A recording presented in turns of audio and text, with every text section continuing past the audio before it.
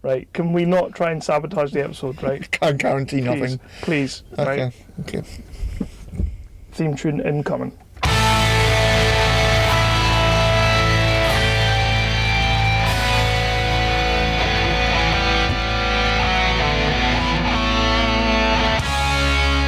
Geek Speak, the definitive 365 cut. These are the meaningless ramblings of a Scottish redone whore and a pissy ex-video store clerk. Their ongoing mission is to set right the movie wrongs. They're gonna need a bigger podcast. Hello everybody and welcome to episode 122 of the 365 Flicks podcast. My name is Kevin, the pissy ex-video store clerk, and the man next to me is... Am I allowed to speak now? Yeah. Okay, that's fine. I am the 2017 Flippy Award winning Britain of the Year. You are. Probably not 2018, because it was, let's face it, Twitter sucked ass. Twitter does suck ass. So, But if you remember last year, I won the Twitter poll and somehow still lost it. So you're still in with a chance. So yeah, I'll be fine. I'm Scottish speaking Chris. Yes, you are, good sir. Speaking of good sirs, I mentioned this on the indie talk I did. I did an indie talk without you, by the way. No, I did. Yeah. That's okay. I permit thee. You permit me? I like it. I quickly mentioned it on that episode about the passing of Stan Lee. But yeah. I feel it would only be fair to you, good sir, if we spend a moment to mourn the man that was. Bless him. I know, right? I mean, 95. I know, but it doesn't matter. It's still sad. It is sad. God, it's like... It's your childhood right there. You love Stan Lee. You love Spider-Man. You're all about that. I know. I mean, I'm DC, but either way. You can still be upset. I am upset. I'm gutted. Did it hurt your feeling? It hurt my feeling for all of a minute, and then I was over it. I just put Dawn of Justice on, and I was happy again. All right, okay. So, not Justice League, never that. Never that. But, it is sad. It is. Yeah, bless him. Yeah. It was coming. It was that day. I think you put that on the Facebook. It's the day when you was coming. Yeah. But it's... I know he was 95 years old, but still. I mean, let's be honest, though. He somehow escaped 2016. And, that's it. You know, very little people got out of that bitch alive. Mm-hmm. That was a bitch of a year, and it took a lot of people. And Stan Lee was like, "You ain't having me." Yep. So he's still got two. And didn't Me Too try to have him as well? Me Too tried to have him. Yeah, Me Too still trying to have him. Fuck off. Yeah, they're still trying to dredge that shit up. Did you also see Bill Maher? I did not, but I read a headline on the Facebooks that his Stanley's family have basically said you're a piece of shit, Bill. He is a piece of shit. I don't know who it is. I don't know who that is. He's just like I don't know how you would say. Like he mostly does like political stuff. Is he like a that. sort of? He's a mouthpiece. A Piers Morgan. Yeah, he's a Piers Morgan, but like probably less intelligent because he's American. Like. But yeah, he pretty much just came out and said, you know what? When did we stop growing up, and when did comic book movies and superheroes become the thing, the norm? Probably because he's never read a comic book. He looks like a bit of a twat, to be fair. It's a really twatty thing to say. Yeah, to be told. It is, because you're not just taking a stab at the legacy of a man who's literally just died, but you're kind of taking a stab at pop culture in general right now. So, like, you've got a lot of geeks and nerds who are going to be like, you know what? It's not like it's all the movies that are being made. No. Okay, yes, so there are a lot of them. 95%. But, you know. I did see one movie in the cinema this year that wasn't... Did you? I did, aye. Nice, very good. I think that may be it. Yeah. Solo. Yeah, that wasn't a superhero movie. That wasn't really a movie. But we'll probably get that That's in not the... for here. We'll get to that in the 2018 roundup of the year, which is incoming. Yeah, sometime in June. Probably sometime in June, yeah. But also, have you seen who the fans are clambering to take over the Stan Lee cameo role in the Marvel Universe? I saw something, I can't remember. Deadpool. No. See, no. Hear me out on this, because when I read that, I was like, you silly, silly bastards, what a stupid idea. Why would you do that? But you know what, like, I actually think that might be the only way having Deadpool in the MCU would make sense. because he's got to be referential to the characters, he's got to be referential to the actors who are playing them, but it's a pretty serious universe, so having him in there playing sort of a Stan Lee, like, knows he's in a movie cameo might actually work. It might actually work. Stan Lee didn't know he was in a movie. He played a different character in each one. Well, he did. He was taking the piss out of himself most I of the don't time. think he was. And B, do we need another Stan Lee type cameo thing? I don't think we do. I think just let it be what it was. Yeah. It was a moment in all of the MCU movies where you go, oh, Stan Lee. Yeah, I'm with you there. Go on, son. I'm with you there. You know. And, favourite Stan Lee cameo? what was the one in the library? Where I think it was a Spider-Man movie, wasn't it? Spider-Man, I want to say The Amazing Spider-Man. Right, that one. Where Spider-Man's fighting Lizard Fella. Yeah, I love how they incorporated him into that scene. Kind of like the fight's going on behind him, he doesn't really know what's going on, and there's a bit of carnage going on. I like that. I want to say The Amazing Spider-Man. Yeah. Age of Ultron. Which one was that? Where he's at the party and he gets pissed. He's a pisshead. He gets pissed on Thor's juice. And he goes, ooh. Excelsior. Ooh. And does he not like stand there and he like has a shot and then he starts going, I told him not to go in the water. Where the fuck did that come from? I've just been dying to do my Rob Schneider impression for the last couple of months.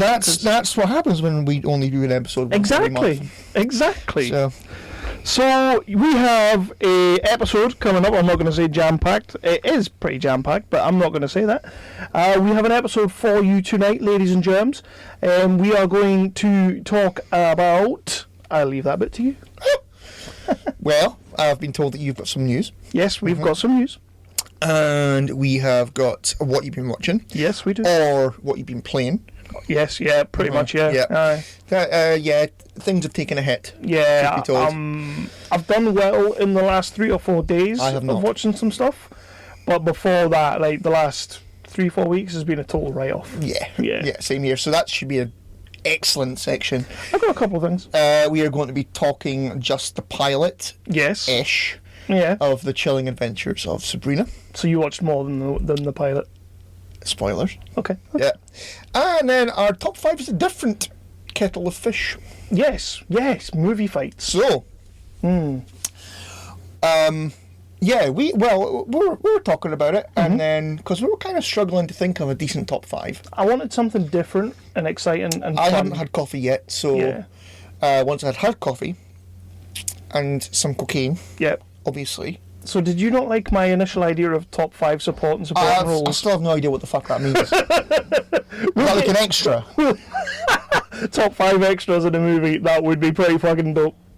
That would be. Well, don't say dope. Okay, sorry. Yes, you I know. massive twat. I know. So we are going to be doing something a little bit different. We are going to be using Hobie's little idea, because they do that every now and then, don't they? Face off. Oh, they do that, but this is movie it's like, well, shit, I always fast forward through that bit. And then, so we're going to be doing it better, hopefully. I usually fast forward to, like, Scarlett saying you've been listening to Hobie. Yeah. That's pretty much what I do. Or just the top 5 if you've given them a top 5. I've actually found that listening to Hobie on times 2 is more satisfying. I don't think I could listen to Jason on times 2. His impressions are better that way. They are. Trust me. So we're going to be doing movie fights. So we've both got a list, and we're going to be picking... We'll figure it out. Yeah, we'll figure it out as we go. What I'm thinking is 1 round, so one character against each character. So you've got your 5, I've got my 5. Whoever wins out of those 5, whichever characters you have left, you have to choose one of them for the final. Because I don't want to piss about doing like 7 rounds. Okay. So whoever you've got left, so say you end up with 3 and I end up with 2, you choose one of them to go ahead to the final, and that is who you're doing battle with. Should have got a new 365 championship belt. Should have, but we don't. But we don't. It's apparently it's somewhere in Canada. That's fucking retired. Yeah. I wouldn't even take that belt back if you paid me for it. But Chris, yes, Kevin. Chris, we also have to do a little bit of a Comic-Con roundup for Scotland. Yeah, we Scotland do. Comic-Con. Yeah, we do. So we decided to put aside the what do we call it again? The film. We wanted somebody else to pick a movie for us. It was the wonderful Johnny Rhodes, who worked on Stairs. He worked on Stairs and Black Site. He chose SLC Punk. We put it aside. Really, we couldn't find it. I couldn't find it. Yeah. I tried. I really did try. At one point, I was just trying to type in Heroin Bob or Matt Lillard with punky hairdo movie, and it just wasn't coming up. No. That's not a thing you would be typing in. No. Heroin Bob. Yeah. Anyway, no, I did try and find it. I couldn't. So instead, So we've got a fantastic Comic-Con roundup. yeah, we do. Yeah, boy! But first, you got some pimpage to do. You got some Yeah. pimpage, then I got some pimpage, but you do your pimpage. You got some pimpage. Yeah, a little bit of updates on some things. I'll see. Yeah. Yeah. You know, I like to pull out the love. Put out the love to previous guests of the show. So do your pimpage. Well, you got 3 bairns, so you're obviously not very good at pulling out. Yeah, I'm terrible at pulling out. Yeah. Talk about a hairpin trigger Damn. with a fast reload. Anyway, so she's one lucky lady. look for. Oh, I know she is. Look for us on the Twitter and the Facebooks. Don't forget to like and subscribe and share the shit out of it because, you know, why the devil not? Also, leave us a cheeky 5-star review on the iTunes as well. You can find us on Spotify. Again, don't forget to subscribe to us on there. I've got Spotify now. Did I tell you Have that? you? Yeah, Do you use it? I do. Have you got premium or have you got pro or whatever it's I've called? got premium because if you're a Sky Plus customer, you get a free trial for I think it's 9 months or something. Very, very nice. Isn't it? Is that racist? I'm not sure. What I just said. Yeah. No, very, very nice. Like, oh, very, very nice. Rice and pea. Okay, that was racist. Only slightly. Yeah, look for our website, www.365flixpodcast.co.uk. Do you still do reviews or not? Yeah, every now and then. Yeah, I got some coming up. Don't worry. Good lad. Good lad. It'll be fresh and soon. But he's slipping. Says you. Come on. Yeah. Don't rush me. I'm not rushing you. You You can't rush brilliance. You just... Well, thank you.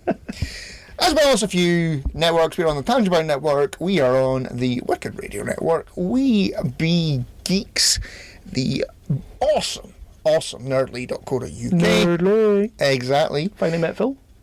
Yes, we did, for about 5 minutes. If that. We were going to be going for a pint and then that didn't happen. No, Well, we went for a because pint. we ended up going for a pint way sooner than we thought. Yep, spoilers. We'll get there.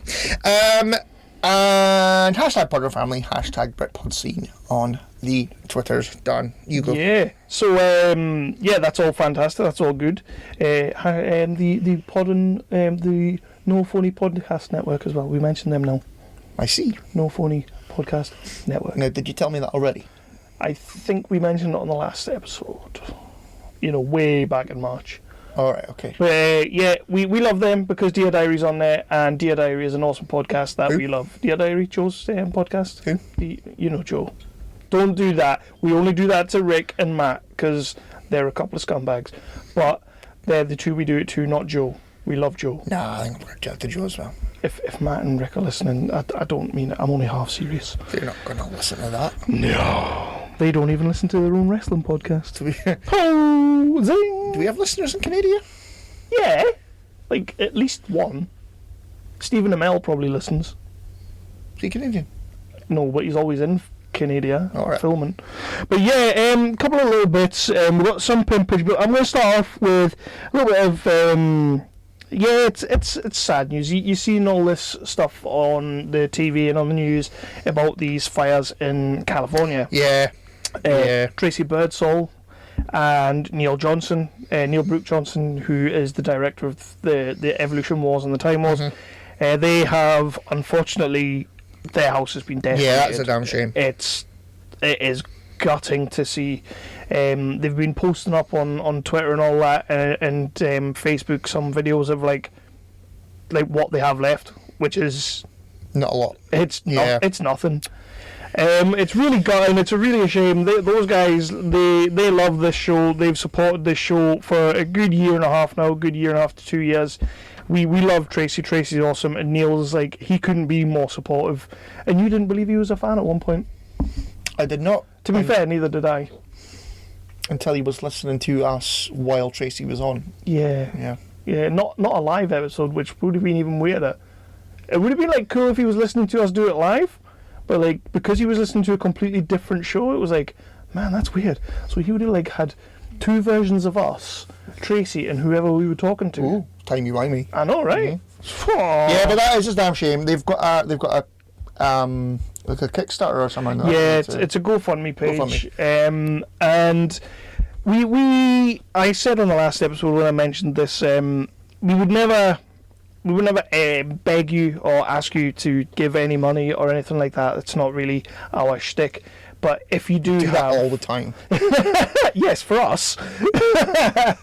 But if you do have any spare money, or even if you don't have any money, just share the GoFundMe on the Facebook and the Twitter, and just let other people know, because there'll be other people in their situations who can help. Though it's shit what's going on over there. There are a lot of places getting ripped apart by this. Yeah. Fucking mad. Remember when we had really bad snow last year and we started whinging? I don't think I whinged. I did. Well, you whinge. I whinged because I only got one snow day. I thought I might have got 2 or 3 out of it, but I only got one. So that's that. If like I say, if you see it on there, or at least just send them some love, let them know that you're thinking about them, whatever. Just really feel bad about this one. On a more positive note, on a happier note, this Saturday coming up, the 24th of November, 24 Little Hours has its premiere. Sweet. Cast and crew, everyone's going to be there. Except for us. Except us two schmucks. Us two regular schmoes. It's a bit gutting. Stupid working responsibilities. Work responsibilities. And why would you have it in London, Paul? Come on, we live in Berwick. Bring it up here, man. We've got the Maltons. Bring it up here, Mun. We've got the Maltons. But to be fair, if they brought it up, they would probably put it in the Henry Travers suite, because that's what they seem to be doing right now. Well done, the Maltons. Maybe with all that money you're saving by putting people in the Henry Travers suite, you could fix your dead pixel, is all I'm saying. So, yeah, Paul writes 24 Little Hours. Unfortunately, we can't be there. We would love to be there, because this looks like it's an absolute powerhouse. Chris Johnson looks like he's fantastic in the film. We love a bit of Chris. There's a lot of other guys in there. Neil Ward, Mark Bannerman, Danny Young. There's lots of guys in there that it just makes me want to see this film. Oh, yeah, I can't wait to see it. And, of course, director of photography, Richard Irksey, as I call him. I don't call him that. I've never called him that. He did the filming on the 24th. What is going on with me right now? I don't know. So he did that. He helped Paul shoot that. Him and his pal Adam have a YouTube channel. You should really check out their YouTube channel called Dark Fable Media. They basically do a Robert Rodriguez film school. Ooh. So they're kind of like, in 10-15 minutes, they're showing you how to shoot a movie in your house for next to nothing, and it looks fucking the balls. We did do that at my house. Don't know what it looks like. Yeah, we haven't got a clue what it looks like, but I mean, maybe one day. Maybe one day that'll come out. Be dead by then. Gary Chudley. Gary. Good old Gary from Glasgow. He sent Ruby Volume 1 and 2 of Plagued. Oh, bless him. I know, in graphic novel book form. That's cute. Isn't it? And he even inscribed the inside, which Ruby was all buzzing with.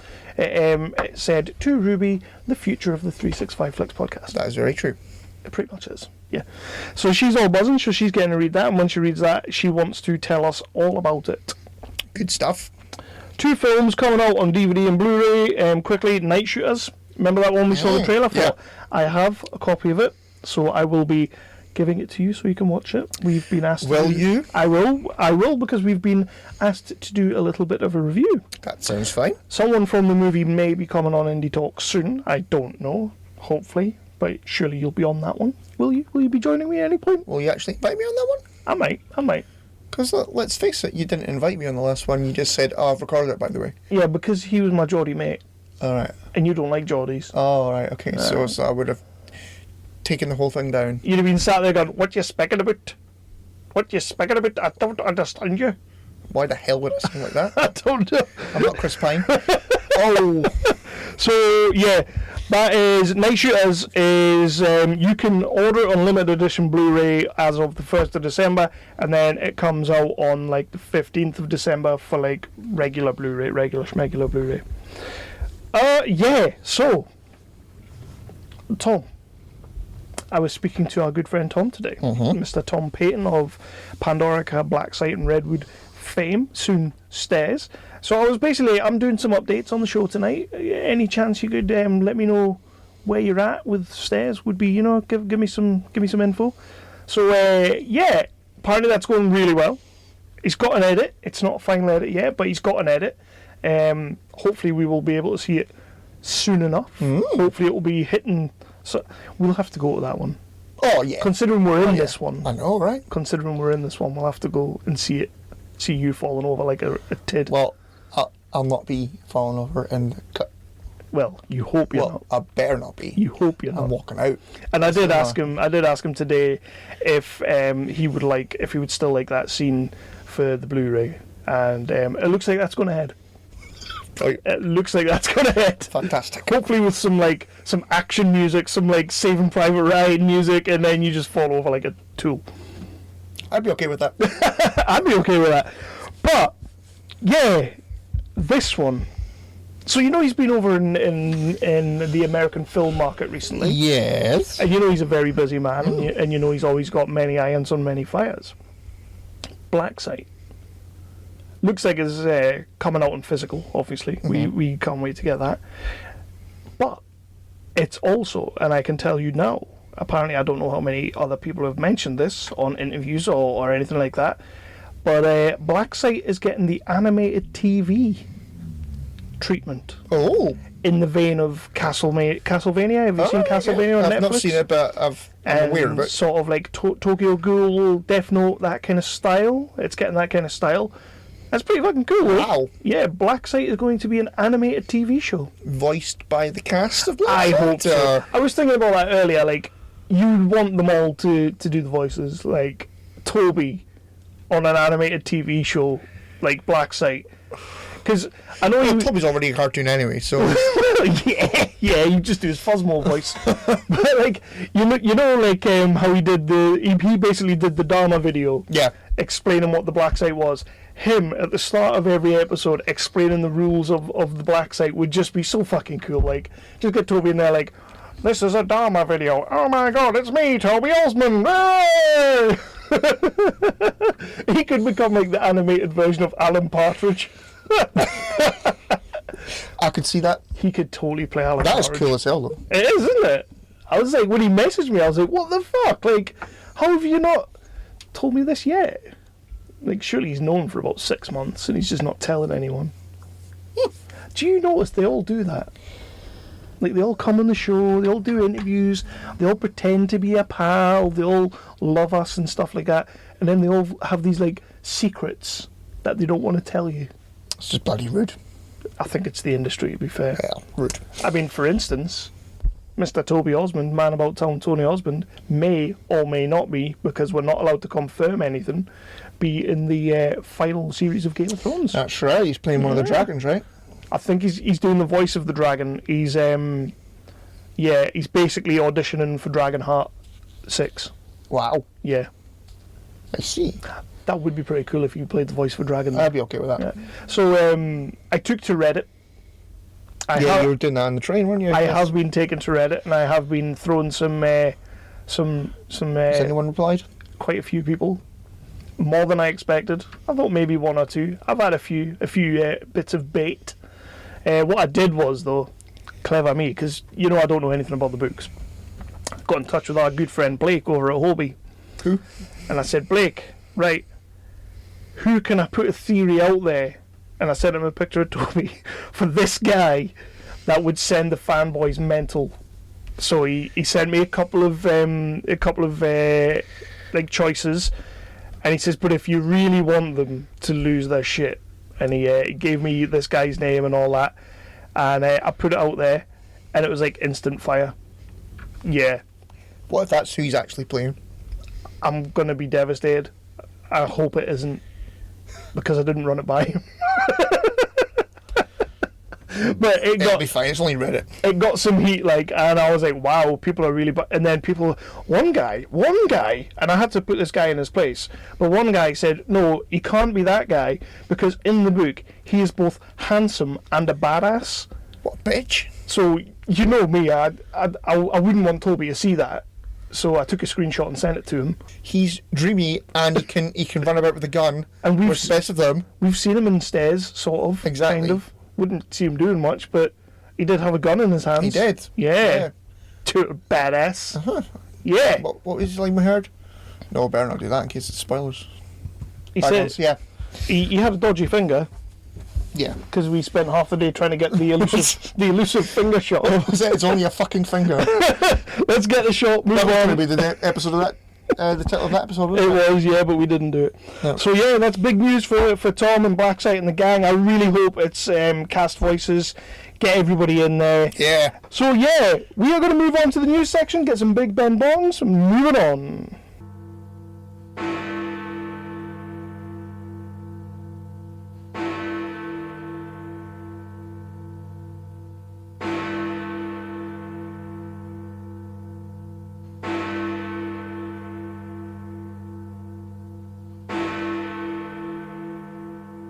So, news. Do you have any news? Or will I just go? Oh. No, I do not. Oh no. So, bit of irrelevant news. So I've got some relevant and some irrelevant news. Office. What? I've got some good news and some irrelevant. Oh, I news. see. Right. Chris Pratt. It looks like he is going to be doing a reboot of the Val Kilmer movie and 60s TV show The Saint. Do you remember The Saint? Did you ever see it? No. I'm not really bothered about this. No. I mean, Is that the one that had Elizabeth Shue in it? I don't know. I really don't know. I think it might have been. But the thing that got me interested in that article was that obviously Guardians has been shelved, but this other one, Cowboy Ninja Viking, remember he had this like Cowboy Ninja Viking movie? Yeah. It's now been shelved as well. Wow. I know. As if you couldn't tell from the title of that movie, it was never coming out. So yeah, that's that. Chris Pratt has got more on his plate than he ever did. Dan Aykroyd. Oh, Ghostbusters 3. Yeah. Oh, shut up. He's convinced. Well, he knows that they're writing a script. He's convinced it's coming back. He's been writing a script for fucking 20 years. Yeah, but he seems pretty. Bloody attention whore. Shut the fuck up. He seems pretty convinced that Bill Murray will join the cast. No. He's the only one that said no. Like all the way since Ghostbusters 2, he said no. So. Because Bill Murray's not going to do that shit unless it's right. Well, exactly. I mean, he'll come back and he'll do a cameo in the girls one, but that's to support the girls, you know, #MeToo and stuff. But he seems to think it's in the works. He seems to think it's coming. Personally, I don't, and I don't care. No. No. Although we did meet Ray Parker Jr. and that was awesome. That's right. Because busting makes him feel good. Mm-hmm. So that's that. Some Star Wars news. The Disney Plus streaming service. Yeah. So we've got the Jon Favreau show. Mm-hmm. The Mandalorian. That's I'm interested. I'm interested in that. I'm kind of interested in that as well. Diego Luna. Cassian Andor. Oh, from Rogue One. From Rogue One. Yep. He is getting his own show now. Huh. I'm actually really interested in this for two reasons. It's set pretty much at the start of the rebellion, so it's when the rebellion's getting their shit to gear. Okay. Obviously, it's going to run up to the end of Rogue One because spoilers, he gets blown up at the end of Rogue One, so you know it can't really go past that point. I like this though. I like it, and I'll tell you why. This could be the perfect way to give us our live action Rebels characters. We could get some Ezra Bridger in there. We could get the cast in there. But well, there's never going to be any jeopardy for that character. No. Because we know he's in Rogue One. Yeah, but you could throw some other like dead meats in there. Yeah. Cassian doesn't have to be a dead meat. Why does everything have to be around the time of the Empire? Because they obviously like that character, and as we said, at the end of Rogue One he dies. So when else are they going to do it? It's going to be sort of do a different character, a different story. Yes, I'm with you there as well. But Disney. I'm less interested in that one. Yeah. I'm interested in the Mandalorian. I'm interested in Mandalorian. I'm interested in the Cassian Andor one as well because I do like Diego Luna. He's a great little actor, and that is a character that I was really kind of like at the start of Rogue One. I couldn't be arsed with him. By the end of Rogue One, I was pretty gutted he died, but then they all kind of had to die. So, Kingsman 3 news. Yeah. Taron Egerton is not going to be in Kingsman 3 What's the bloody point of that? because it's a prequel. Yeah, pretty much what I did when I read it. I was like, didn't really want a Kingsman 3 anyway. Not bothered. Taron's not going to be in it. Why are we doing a prequel? Why are they doing a prequel? Synopsis is, as much as we have right now, we don't have a great deal. Matthew Vaughn is still directing the movie, still writing the movie. He says it's going to be set just after World War One. So they're going to be setting up the intelligence service just after World War One, setting up the Kingsman, and Ralph Fiennes is in the line to play the sort of Colin Firth role. Not Colin Firth's role, but to play the mentor. I got that. Yeah, Ralph Fiennes. Okay. Do you not like the World War One thing? I thought that might pique your interest. Yeah. They did say who the other guy was, Harris Dickinson. Never heard of him. So I didn't even bother looking up because I assumed when you said prequel there would be like all our Ari and stuff. yeah, that's kind of what I was I'm thinking. not really interested in. No. Setting up the Kingsman, I would give that a go. Yeah. I would give that a go. Yeah. Cool. Yeah. Why not? Why not? Cameras are rolling on the Deadwood movie. Yeah. Yeah. All the cast. Everyone's Sweet. back. Good times. Fuck yes. Happy about that. Yeah, boy. Don't know very much about what's happening with it, like story wise. Don't really need to know. It's Deadwood. We're going to watch it anyway. Oh, you're damn right. There's going to be some damn fine Shakespearean writing with a couple of fucks and cunts in there. Yeah. Can't go wrong. And does it Ian McShane doing his best swidgens? I would like at least 3 Ian McShane or Swidgen monologues Yeah. in my Deadwood movie. You're going to get that. You're Yeah. going to get that. Definitely. And he has to be getting a blowjob while he's doing the monologue at least once. Hopefully. That has to be in his contract, surely. Fuck yeah, I can't wait. Yeah, I'll probably be happy with that one. Yeah. I'm I've happy. not watched that in ages, actually. I'm happy it's finally happening. That project's been on and off and on and off and on and off for a long time.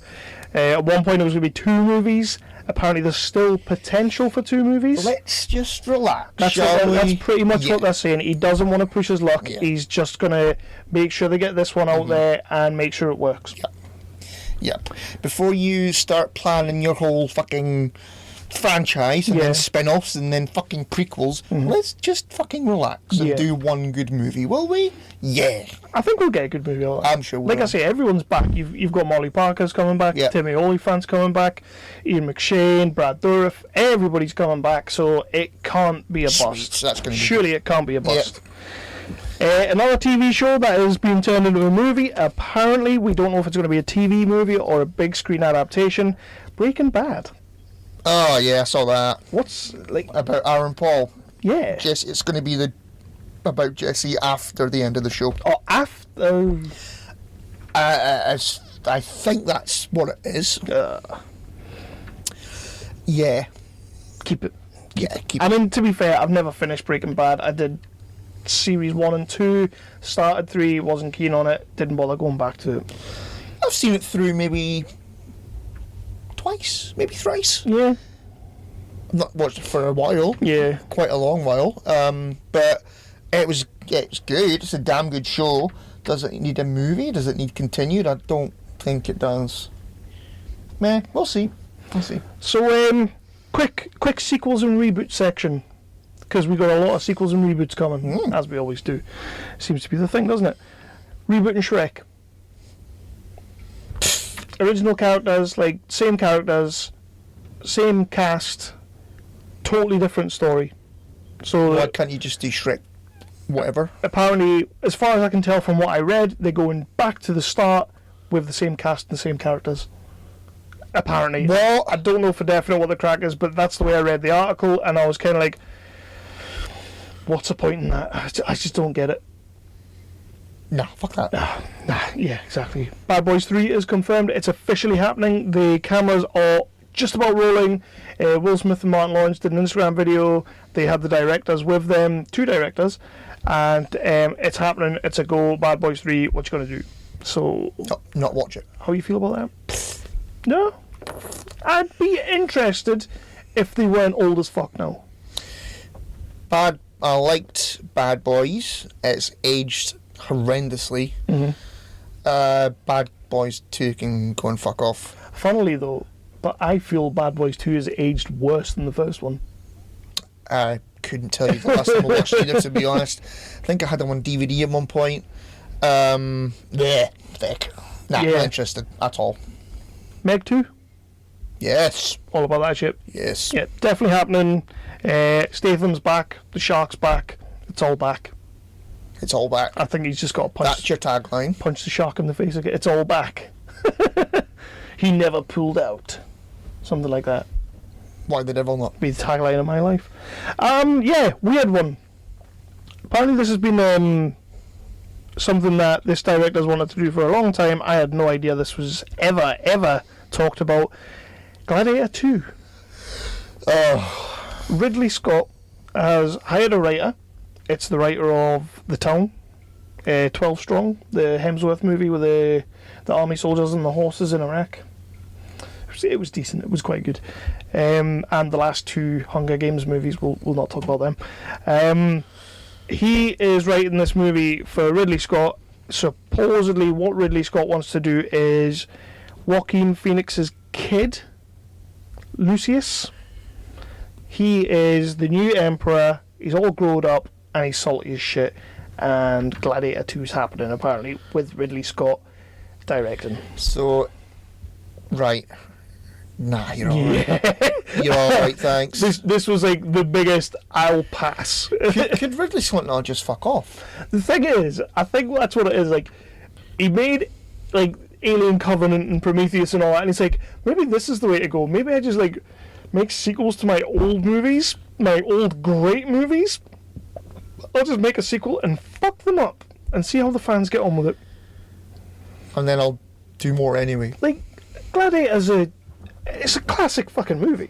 Oh yeah, It's I've rewatched that. I think yeah, I'm sure when I got Sky Cinema back in, yeah. it was on there, and I thought I've not watched that in years, and I rewatched it, and it still holds up. It's still a good movie. It's a hell of a movie. But I would, And yeah, but enough time has passed for that movie to be considered a classic great movie. I'm pretty sure it was in the 5-star section. Well, there you go. Well, if Sky Cinema says it's 5 But you know what I mean? Like, we look at the movies of Orson Welles and stuff like that, like Citizen Kane and stuff like that. They're the ones that you immediately see. Your Schindler's List. Oh my God, that's a classic Jaws. of its day. Jaws is a classic of Sharknado. its day. Sharknado probably will be in about 20 years time. I wouldn't have thought so. Which is a fucking shame, but it probably will be. But I would say Gladiator is now officially in that bracket now for me. There's been enough time passed. It's a phenomenal movie. You can sit down and watch it on a Sunday and just enjoy it. It's a great movie. I really don't need a sequel though. No. So Ridley, just back off. Just stop it. Behave Go and yourself. make Blade Runner 3 or something. Nobody's giving a fuck about those movies. Yeah. Some wrestling news. Right. Possibly not the wrestling news you're expecting. Right.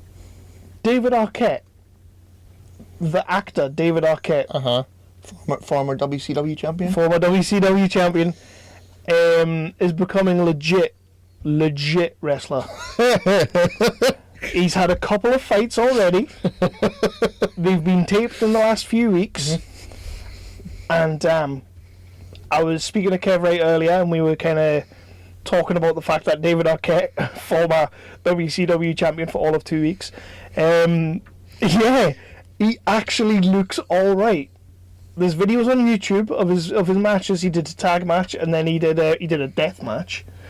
But he's actually looking all right. He's pretty jacked. He's done some training. Like he's got it down. He's okay. The tag match obviously had somebody else do most of the work for him or with him.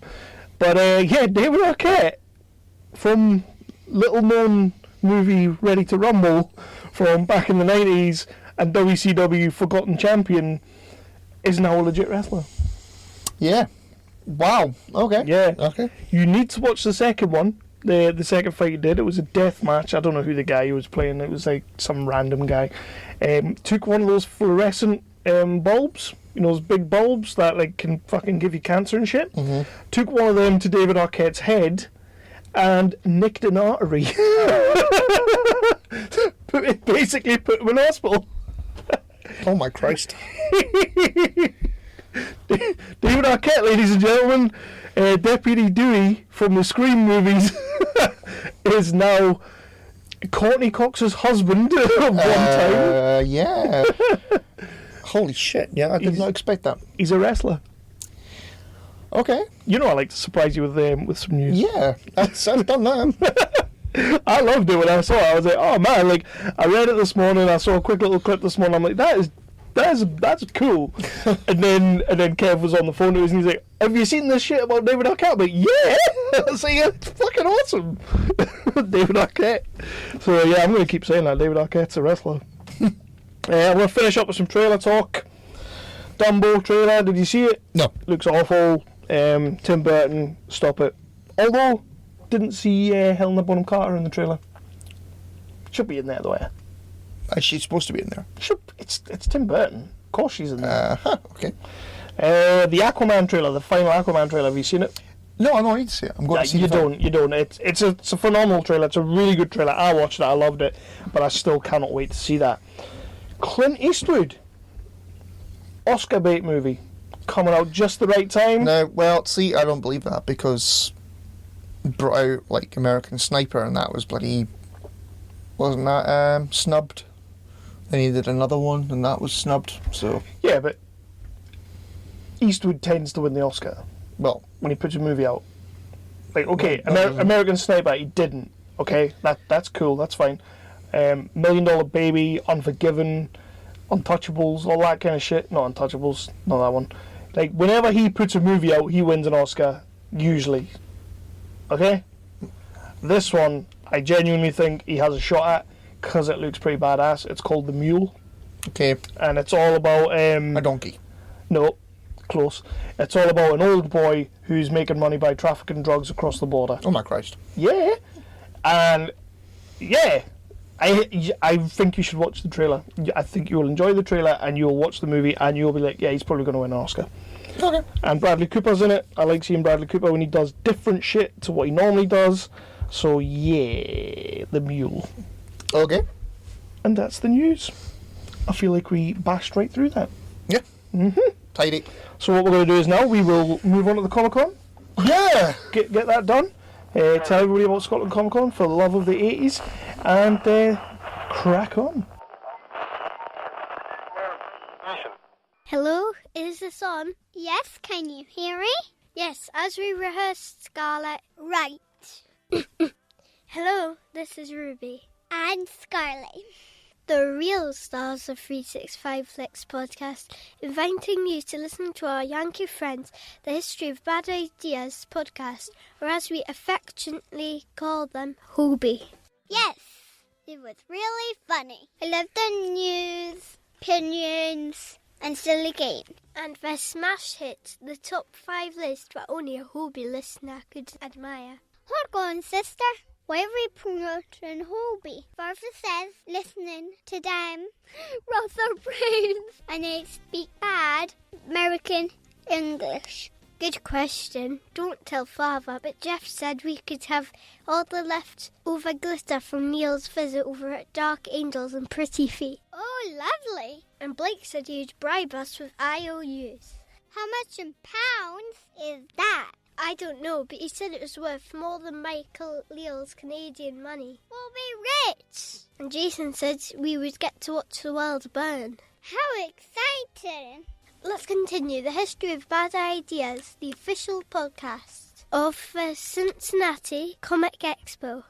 Look for them on iTunes, Stitcher, Tangent Bound Network, Lipson, Geek Life Radio. Also look for them on Facebook and Twitter at badideaspodcast.com. Remember, the history of bad ideas. Almost as good as being Scottish. Cheeky review. Takeaway scare. Don't forget to wear a coat. No children were harmed during the recording of this History of Bad Ideas promo. So, for love of the 80s, we went to Edinburgh for love of the 80s. We went on a Friday night for an awesome press conference. Mm-hmm. Press conference was pretty good. I really enjoyed that. It's one that we've not, like... It was a different setup than what we're used to. Well, let's put it first. We've not done a Monopoly event before. That's right. We've done some Showmasters, we've done some MCM, we've done SFW, Cincinnati Comic Expo. And so now this was the first time with Monopoly events. Didn't really know what to expect. All we knew was it was a press conference style.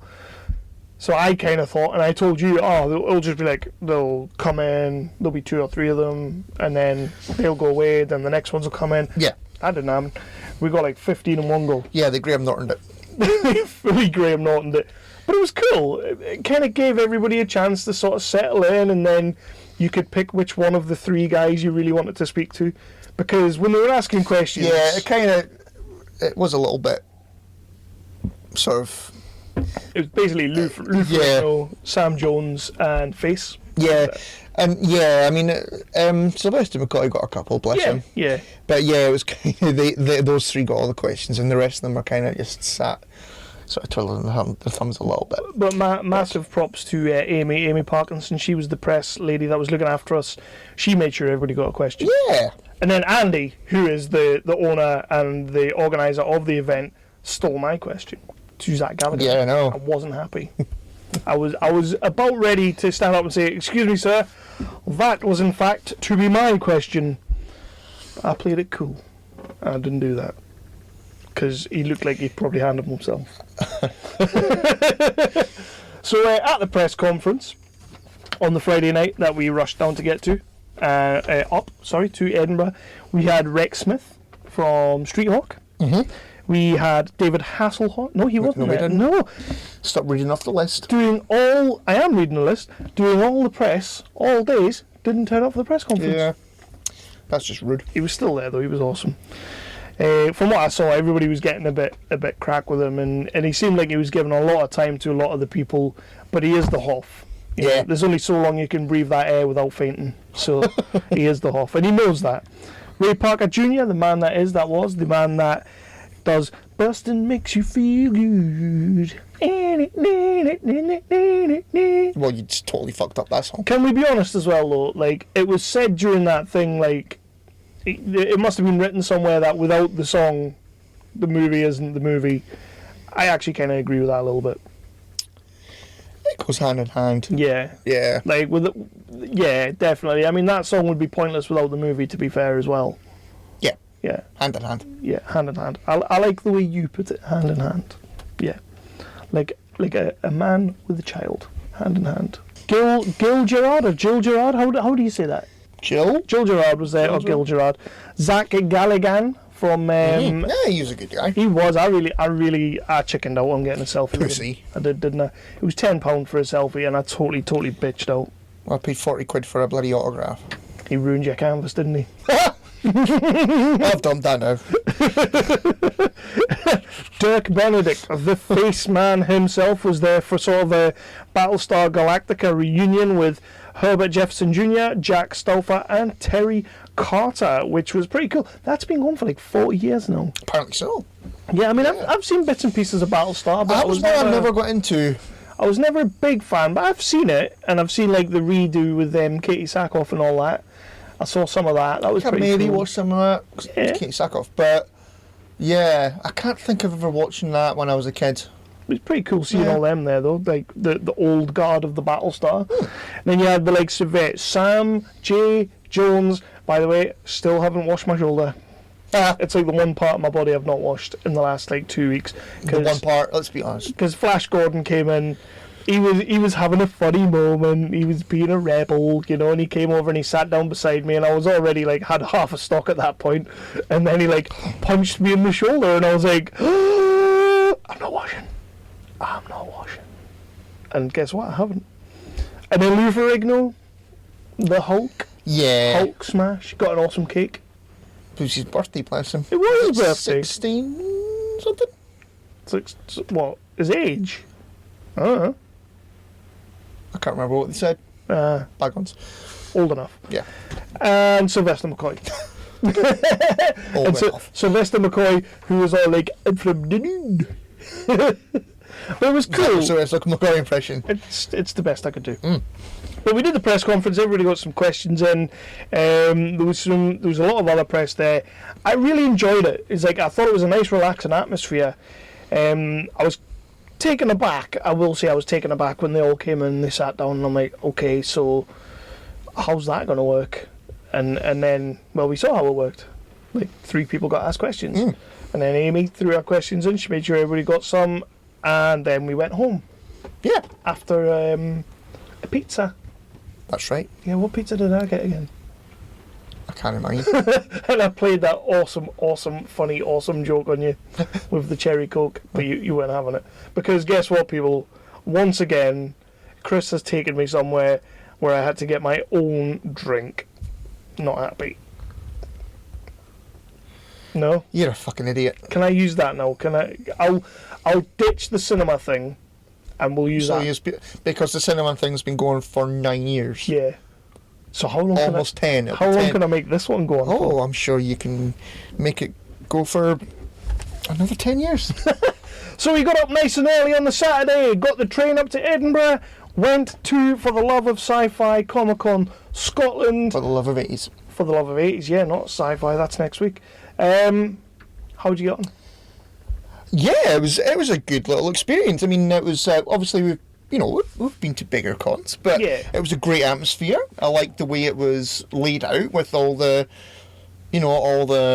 guests in one Yeah. section of it, and all the sort of cool geeky stuff in the I other. think my only thing with that room was like there was a lot of empty space in the middle of the room, There was, so you kind of felt like you were milling around. yeah. I get what you mean. But he did. They have mentioned that. Sorry, they have mentioned that on the Facebook and the Twitter recently that now that they know the space they were dealing with, well, actually they've moved venues now for next year. They've got a different venue, bigger venue, so they kind of know now that they need to be filling up the middle of the room and stuff like that. So they've got more stuff. It was their first year there. It was. Cut them some slack. Oh, definitely. They did a fantastic. But it was a nice venue. It was easy to get to from this, from the station and that. There were pubs near it. Yeah, we decided to go for a cheeky lunch pint that became a cheeky lunch few pints. And to be fair, once you've done that, it's a bit fatal going back, isn't it? A little bit. Because we kind of went back and I was like, I fancy a pint. So we went in the morning. That's kind of what we tend to do, though. We do that everywhere we go. Yeah. So, future reference, Monoploy Events, for Love of 80s, have a bar. Yeah, have a bar in for the fuck's event. And then we won't ever leave. Didn't we go when we first went? There's no bar. It was a little bit like that. Kev, go. I don't smell beer. I don't smell beer. We weren't even in the building by that point. We were like proper Edinburghians. We had the shaky jakies. But yeah, we went in. It was a really good way. They had it laid out in the big room. You had down the left hand side, you had like the A-Team van. You had Kit. You had the DeLorean. You had the Street Hawk bike. A pretty awesome Buck Rogers little set piece, which I've heard is sort of their forte. They like having like set pieces, Right. which I really like the sound of. So it's sort of like getting the cosplayers involved in a set. Yeah. I love that. This must be like that sounds cool to me. Like, yeah, turn up in your cosplay, dress up. It's going to be awesome. You're going to be around all these other people. But we've got like Cincy, when they had the cave thing, and we got to like stand in there. That was cool. Yeah. So I'm liking this new set. That's pretty awesome. Yeah, I'm hoping to see more of that, because I didn't really see much of that in MCM in London. But maybe this is just like the new wave or whatever. Like this is the new cosplay. That could be their thing. It could be, and That's hopefully what it we is. do. That's why people come to us, because that's what Yeah. You get to stand in the cockpit of the Millennium Falcon or something. That'd be sweet. That would be sweet. Yeah. So on that note, fucking massive props to them, because I'm really intrigued by that. Yeah. I'd love to see more of that. Definitely. Get some raptors going. You can stand in amongst the raptors, and there's loads of things you could do. Get a Walking Dead set, standing amongst some walkers. I mean, Rick will die, and then they'll make a movie anyway. So, I mean, what's that about? Thick. But yeah, I'm like, I was really cool with that. I loved that. Then you had the sort of the stars going down the wall.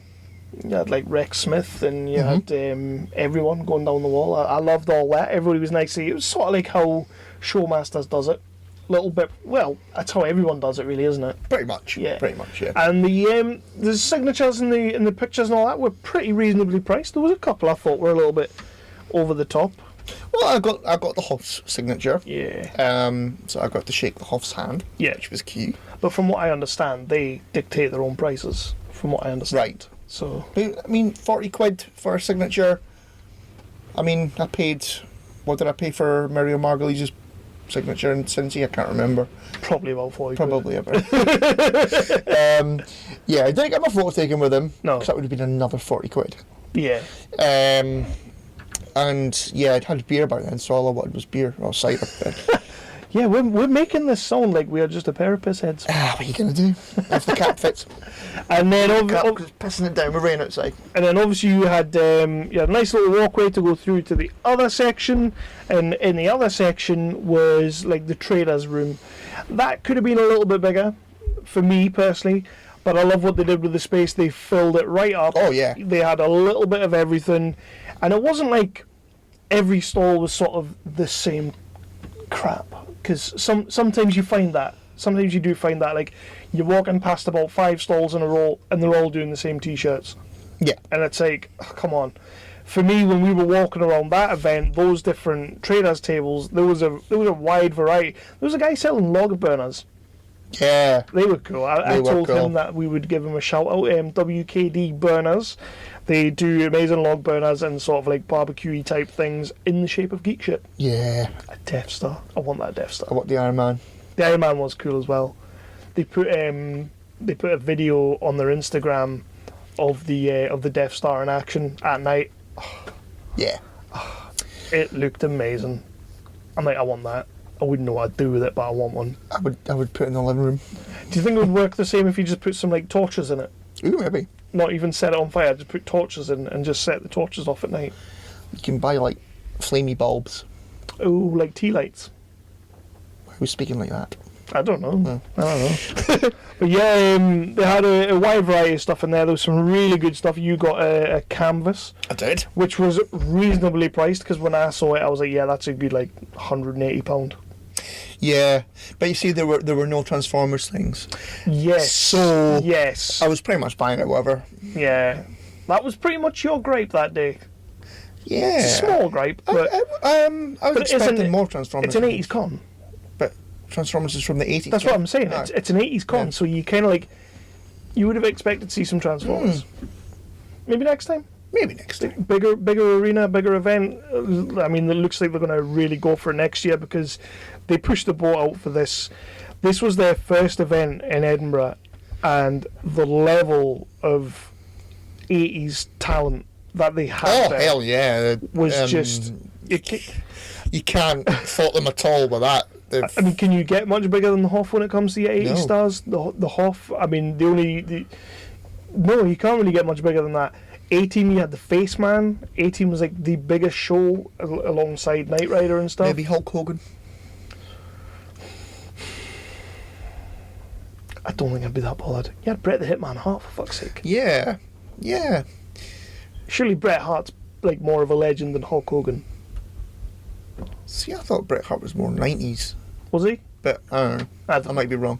Anyway, Well, no, because he was Yeah. at For the Love of 80s. well, yeah. And then, of course, Flash Gordon. I mean, the only thing I really wanted there was, like, when he walked through the door, like, Flash! Oh! Came on, but it didn't happen. It did in my head, though. Totally did in my head. And then when he punched you, you went, ah! When he punched us, I was kind of like, I see. Way too excited about that. I did love it. I did love it. But yeah, it was a fantastic day. Unfortunately, we didn't go back down on the Sunday, but that could be to do with the 3-hour breakdown on the train. Yeah, that was just awesome. Wasn't it? So the event finished, and we left for some more beers before the train, because obviously I, being an absolute genius, decided to book a train 3 hours later than the event finished. Really, I was just thinking about the beers. Yeah. You know what I'm You like. got to think about the beers. You know what I'm like. So we got on the train at 7 o'clock. It is precisely, 45 minutes by train? Yep. Yeah. We sat 12 minutes outside of Berwick for 2 hours 40? Yeah. 3 hours? Yeah. With emergency lighting. With emergency lighting. No air conditioning. No air conditioning. And a bunch of piss Geordies fucking and cunting all over the place. To be fair though, if they weren't there, I would have destroyed myself on that train. Like, I would have absolutely just I'd have probably hung myself at some point. Dear, I was watching Malin Partridge, I was fine. You were, yeah, because you kept laughing, and then people were like, what's he laughing at? Yeah, they were getting pretty arsey with you, like. Who were? So, somebody behind us was like, what's he laughing at? And then the person next to him was like, he's watching Netflix. Seriously? And they were like, Seriously? oh, aye. That's awesome. It was pretty awesome. It had me laughing. But the guys on the seats across from us, they were just legends. Absolute Geordie legends. Really putting up a good performance of what a true Geordie is when he's pissed. But we ended up, because of that, we had a very, very late night, and we ended up not going back up on the Sunday, which was a shame, because that's when all the Q&As were. They had all the Q&As on the Sunday. There was none on the Saturday, unfortunately. Something about the place was double booked or something like that. Yeah. Which is a shame, but again, I mean, first year these things happen. They do happen. Teething problems and that. But it sounds like, from everything they've had up on the Facebook and the Twitter, it sounds like they had an amazing weekend. It sounds like the turnout was fantastic. And they're going ahead with next year. For Love of the 80s is going back to Edinburgh. They're saying bigger and better stars. I'm a little bit worried about how you get bigger and better stars. So I'm definitely up for hitting that one again. Oh, fuck yes. Hell yes. And they even had such a good turnout and response that they're now doing a For Love of the 80s in Liverpool as well. Or is it Manchester? I think it's Isn't Liverpool for the love of wrestling? Wrestling's there. Sci-fi's there as well. Right. Sci-fi's next week. That's in Liverpool as well. Right. But these guys, they've got loads of events all over the place, and apparently they're only like 4 or 5 years old. So they're getting there. They're doing really, really well. They're getting some really good press. As far as I'm concerned, they're doing the right thing. It was the first year in Edinburgh, so it was a bit smaller than some of the ones we've been to. But the place was packed. The place was packed, and that's what I mean. Like, they did well. We got some really good photos. We got some good videos. They'll be all over the social medias for you to check out. But we just wanted to and give. You've not mentioned the fact that we both got to meet Sloth. We did. The absolute highlight of my weekend. Well, obviously meeting the Hoff and shaking the Hoff's hand was the highlight of my weekend. You can have that. I'm glad you had that. But that was your moment. Sloth was awesome. But Sloth was easy. Check him out on Facebook and Twitter. He's under Islands Sloth. He is the nuts. And you know what it is, like, it's when he was standing there, there's like 3 pictures, and one with a muggle cheesy grin, another one like, oh, he's like, he put his hand around his nose like, it's Sloth, and then another one of me just shitting myself because he just went he totally did a Sloth in my ear, which was just, well, when I got my photo taken, he started doing the Ruth, baby, Ruth. What a guy. It was amazing. It was just amazing. That for me trumps any other cosplay I've seen, because hell yeah, he's great. He nailed it. And even when we were like getting our press passes on the way in, you just saw him down the hall, just going, hey guys! It was just like, oh no, loved it, absolutely loved it. So anything else you want to add on Johnny 5? Got to meet Johnny 5. Johnny 5 was cool. Johnny 5 is alive. Loved that. We got to see Rex Smith actually on the Street Hawk bike. That's right. Yeah. See, I was into Street Hawk as well. I wasn't really into Street Hawk. I didn't really know that one. Yeah. Airwolf would have been better, but how do you get a chopper in there? There'd be ways. There would be ways. Yeah. It's Airwolf. Just blow like a hole in the roof or something. Yeah. Be fine. Yeah. Yeah. Anyway, so yeah, that was it. For the love of AIDS, anything you want to add, and then we can move on. no. No, that's all good. For the love of 80s Monopoly Events, thank you so much for having us to the show to do a little bit of coverage for you guys. We got to do the press conference, which was awesome. Thank you to Amy for looking out after us and for looking after all the press. She was a diamond, absolute diamond, from the moment we got up there to Edinburgh on Friday night. Yep. And big thank you to Andy. Yeah, I mean, this has been his passion, his project for some years now. And he's definitely got the right idea about what a Comic-Con is meant to be. Because I think some of them are kind of losing their way. Mm-hmm. And this whole thing with the set pieces, I love it. Bigger and better on those bad boys. Get loads, like one in every corner of the room, every other corner of the room, 10 corners to each room.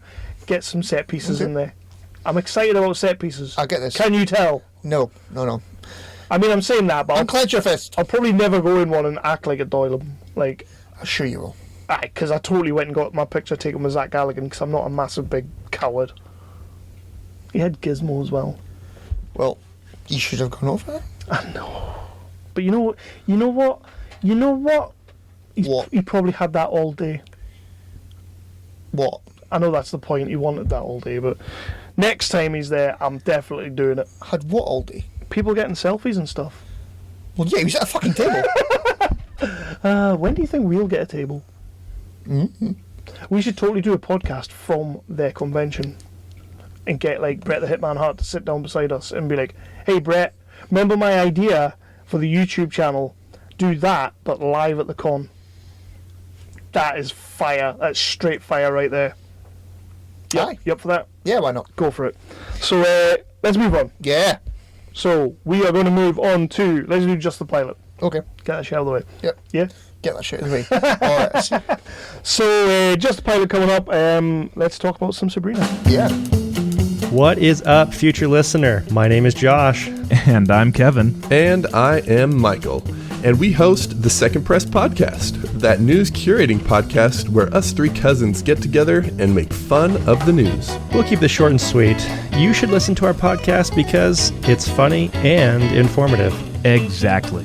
We find interesting stories off the beaten path and liven up over-reported stories with our own fresh views and new takes. Yeah, and despite being a news podcast, we are pleasantly not preachy at all. So, search for the Second Press Podcast in your podcast aggregator of choice and give the Second Press Podcast a listen. You can also find us on Facebook and Twitter at Second Press Pod. And if you're feeling really adventurous, you can explore our sexy website at www.secondpresspod.com. We would really love for you guys to give us a listen and join our growing community. Guys, we already love you, and because we do, we ask you, please stay out of the news. Peace! So, the chilling adventures of Sabrina. How did you get on? Oh, it was chilling. Chilling in a good way or chilling in a bad way? Oh, it was scary. I actually, you know what, I've not gone back to it. Me and Lindsay watched it together because we both loved Sabrina the Teenage Witch back in the 90s. Sabrina's the Teenage Witch. This ain't your grandma, Sabrina the Teenage Witch. Holy shit, this is not Sabrina the Teenage Witch. Yeah, so we both watched it together. Lucy Davis. I know. Lucy Davis? She steals almost every scene that she's Yeah. in. She's great. That's just Lucy Davis, though. Yeah. Yeah. Yeah. Side note, before we get into the show, have you looked at Lucy Davis's IMDb? No. Her profile picture. Not the Lucy Davis we see before us right now. Is it Dawn? Pretty much it's done. Okay. I was kind of like, went onto her IMDb and I went, oh. Hold on. Yeah, that's Dawn.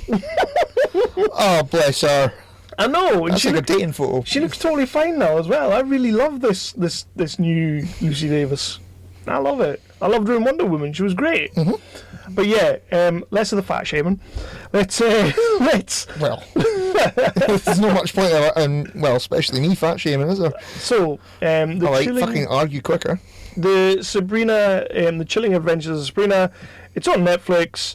Do you want me to start, or would you like to start? Go ahead. Go ahead. I really enjoyed it. I've only watched one episode.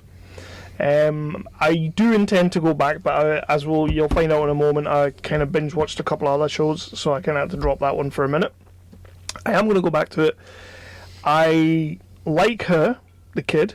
I think she's really good. She plays it very differently to Melissa Joan Hart, which it needs, which that's fine. Love Lucy Davis.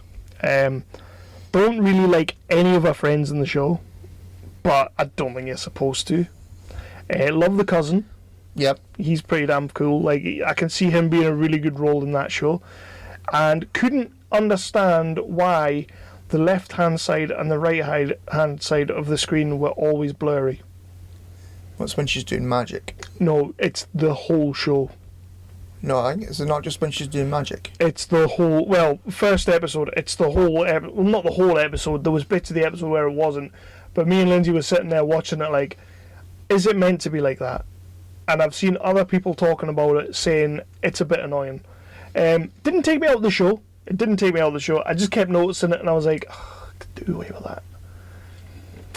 It's not something that I noticed massively. I just assumed that it was like when they were doing magic-y stuff, that's what they were going for. I feel like as you go through the show, it would be like, you know, when you watch a subtitled movie, after a while, you kind of just feel like you're talking Chinese. Yeah, like you kind of like, holy shit, I understand Chinese, but no, you're just reading the subtitles, and you're no longer aware that the subtitles are there because you understand Chinese. Yep. That's how subtitles work. It's like Inception. But I assume as the more you watch the show, that goes away. So, but yeah, I really enjoyed the show. I can't wait to see where it goes. I will be going back to it. Not really much else to say. Yeah. Salem the cat wasn't talking though. No, he wasn't. I like that. Right, okay. Yeah. I did read a really interesting bit of IMDb trivia on that.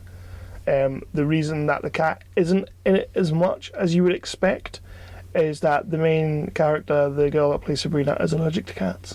Oh. Yeah. Have it a dog then. Make it a dog. Apparently that was suggested, but then it wouldn't be true to the comics, I guess. Who cares? Who does care? Nobody cares. Oh, Mayor doesn't care. But, yeah, what did you think? I absolutely loved it. Yeah? I seriously loved it. I finished it. You going to start watching Riverdale now?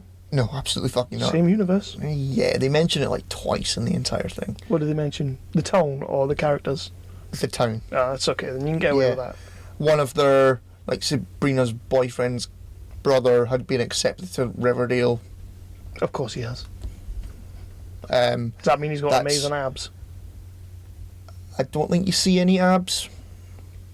No? No, Good. That's Jason out then. Good. Yeah, I thoroughly enjoyed it. Good. It's dark as fuck. Yeah, Some seriously dark stuff in this. I was really into that. Some proper bloody Satan bloody worshipy stuff going on as well, which I thought that'll not please the religiouses.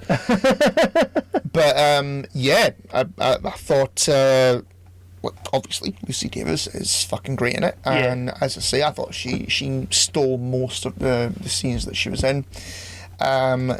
I knew that the last was going to be good because it's Don Draper's daughter.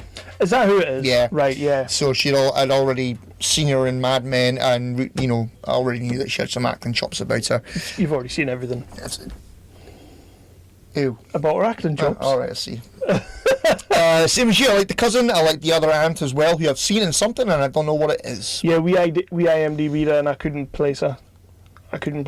But Lindsay was definitely, she was like, I've seen her. I know her face. I'm going to go back on that as well. The guy, have you met the guy who plays like the sort of Grand Master of all the witches and stuff? Yes, It was... No, who was it again? Oh, I can't remember. Yeah, I thought he was decent anyway. I've seen him in like loads of other stuff. He's cool. He's a really good actor as well. Let me just see who the... Oh, and Michelle Gomez. Who's Michelle Gomez? Yeah. What's she from? She was in Doctor Who. Oh, okay.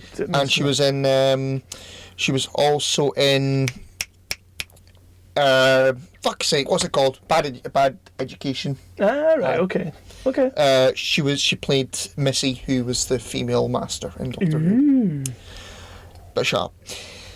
Yeah, again, as soon as I realised that she was going to be in it, I was like, oh yeah, she's going to be fucking good in it. She was in Lord of the Rings. That's where I've bloody seen her from. She was Eowyn in Lord of the Rings. Did you recognise Harvey Kinkle? No. No. He was the kid from My Friend Dharma. Ah! You know the one? I kept thinking it was bloody Evan Peters or Peter Evans, whatever you call. Yeah, they are very generic faced. Yeah, they are like they're like the next breed of generic faced characters. Oh, they're doing more. Are they? Of what? They're creating more, you Oh, spastic. hey, of course they're creating more. Bloody idiots. Jai Courtney and Joel Kinnaman got together to create more of themselves. So Jai McCourtney and Joel Kinnaman and maybe a couple of other ones all just went... They just got together and decided who was going to be like post-op and stuff like and that. like those of Orc came out and they were him. Basically, yeah. Peter Evans or Evan Peters. That's pretty much right. That's how it went. Yeah, I thoroughly enjoyed it. I thought the story there was kind of an overarching story that culminates in a badass finale. Yeah. A proper good finale. I think is it 10 episodes of part 1, and then apparently they are doing a part 2. Nice. So I like the mythology, of all the witches and warlocks and devil and stuff and things. Yeah, great. Good, man. Good. I'm definitely going to go back to it. Because I did enjoy the first episode. It wasn't like I was kind of when they said it was part of the Riverdale universe. I mean, I've heard how dark Riverdale kind of gets. Really? But at the same time, I've also heard how it's all about dreamy abs. So I'm not. That's just Jason that says dreamy abs. I'm not expecting much from Riverdale, but I was quite surprised at how dark the first episode was, and I liked that. I was like, yeah, you've actually got me. You've kind of hooked me in straight away with like going that way, because let's be honest, the original series wasn't dark. It very much wasn't dark. Yeah. I'm going to stick with it. Definitely stay with it. Yeah. Yeah, I might actually watch it again. Do you think we'll get a Melissa Joan Hart like cameo? Why not? That would be cool. Why not? Just give her something. Yeah. Like, give her a line somewhere. She's probably done plenty of lines, allegedly. Hey-oh. Hey-oh! Right. Okay. Now, next one. I'm not sure if you'll be up for this or not. I'm up for anything, unless it's The Bachelor. It's me. The Bachelorette. No, this is a Netflix original. It's a documentary series. Okay. And a true crime series. Okay. And it's called Terrorism Close Calls. Okay. You up for that? Yeah. Why the fuck not?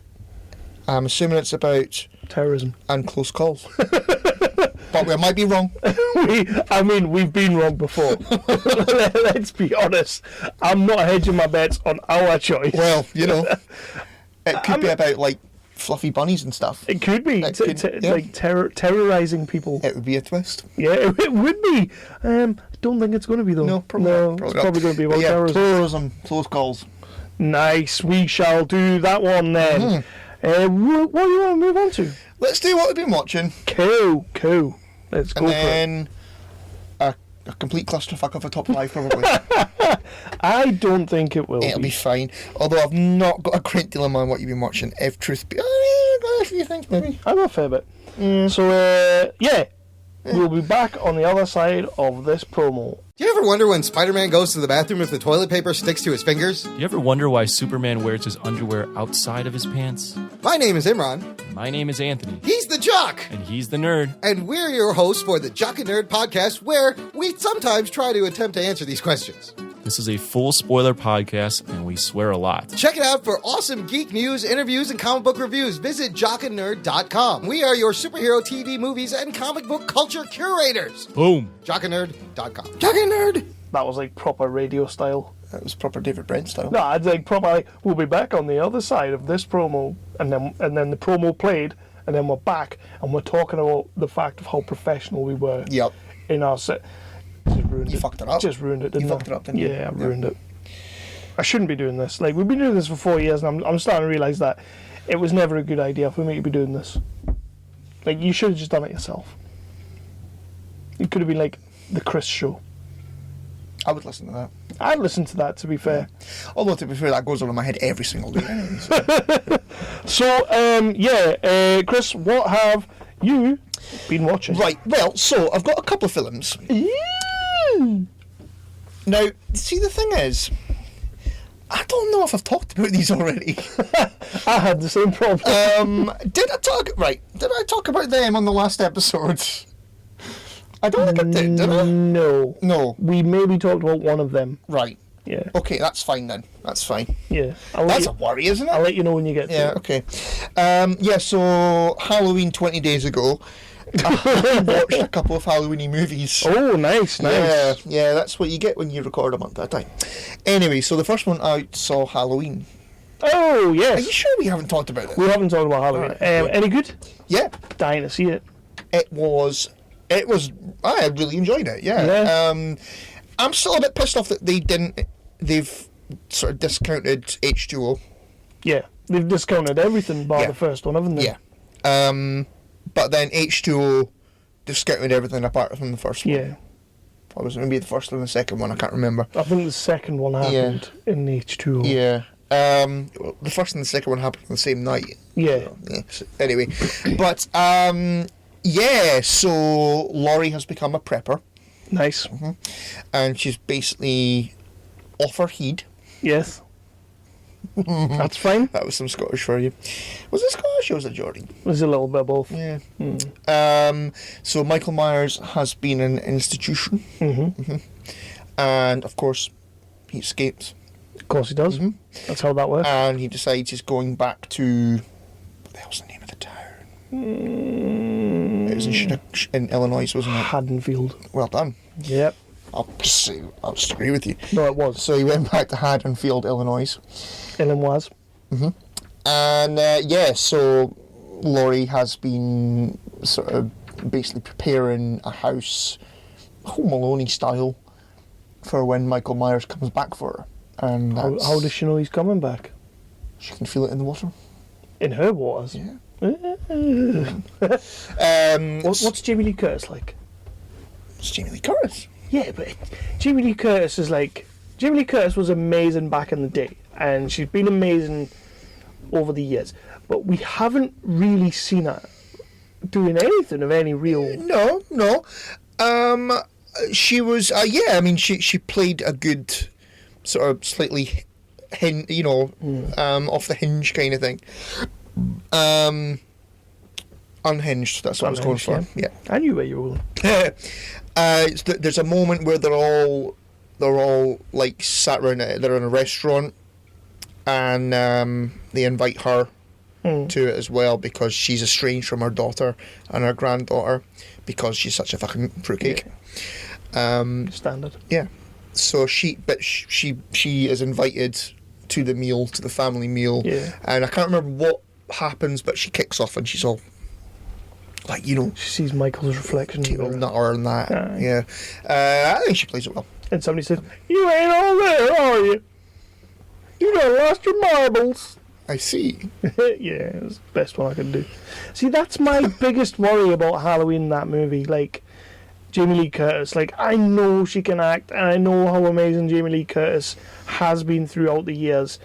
But this is going back to Halloween, and it kind of just worries me a little bit. I want to see it. I'm sure she's great, but her role in that movie kind of does worry me a little bit.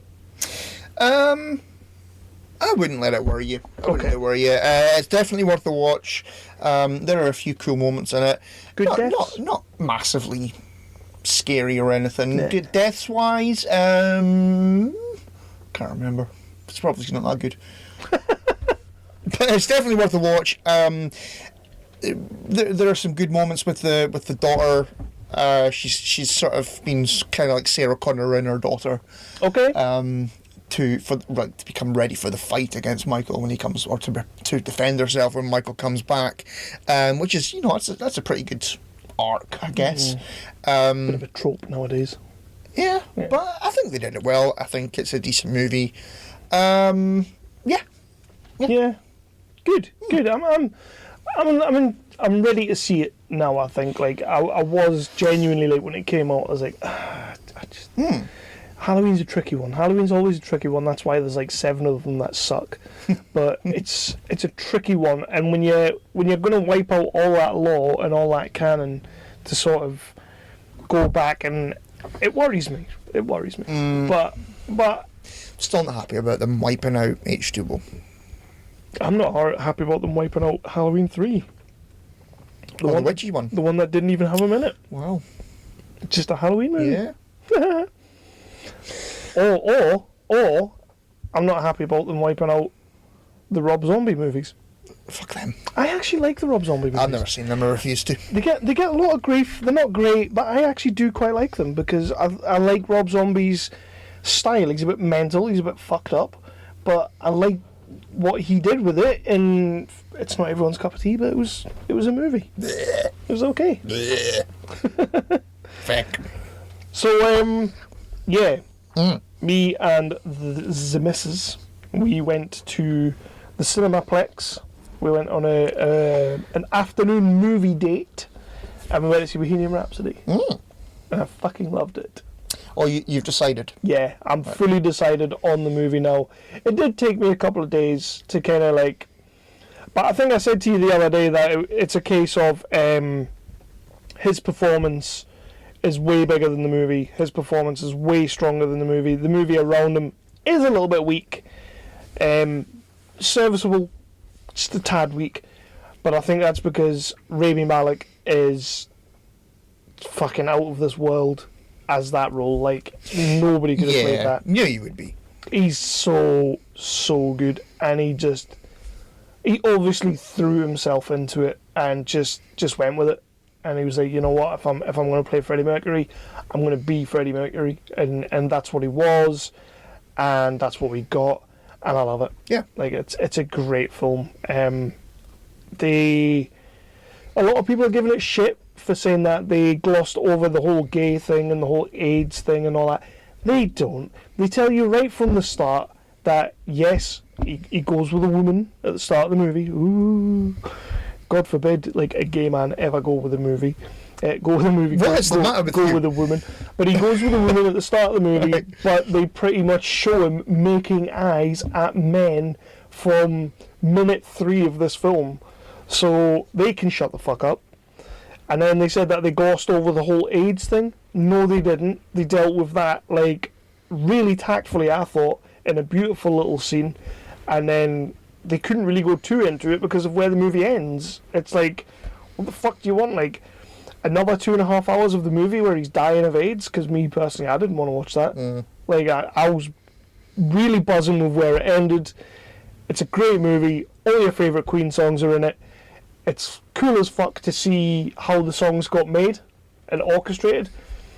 And I think there's a lot to that because obviously Brian May and the drummer, they were like, Roger Taylor, they were like really involved in the movie. So I'm assuming that the way they created Bohemian Rhapsody is the way they created Bohemian Rhapsody.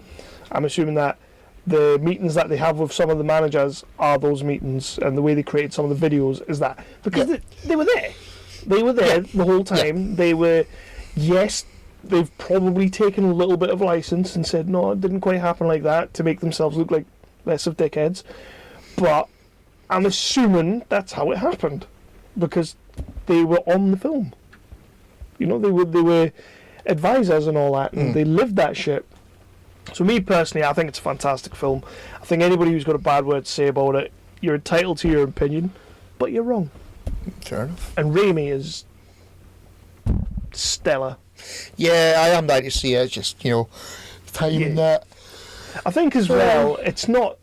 I mean, we did go to the cinema to see it, but I don't know if it's necessarily the type of movie you would rush out to the cinema to see. Yeah. Like, biopics you don't normally run out to the cinemas to see. Nah, No, not really. I suppose it depends on the person. Like your Lincolns and stuff. Like I didn't see that in the Daniel cinema. Day-Lewis Lincoln.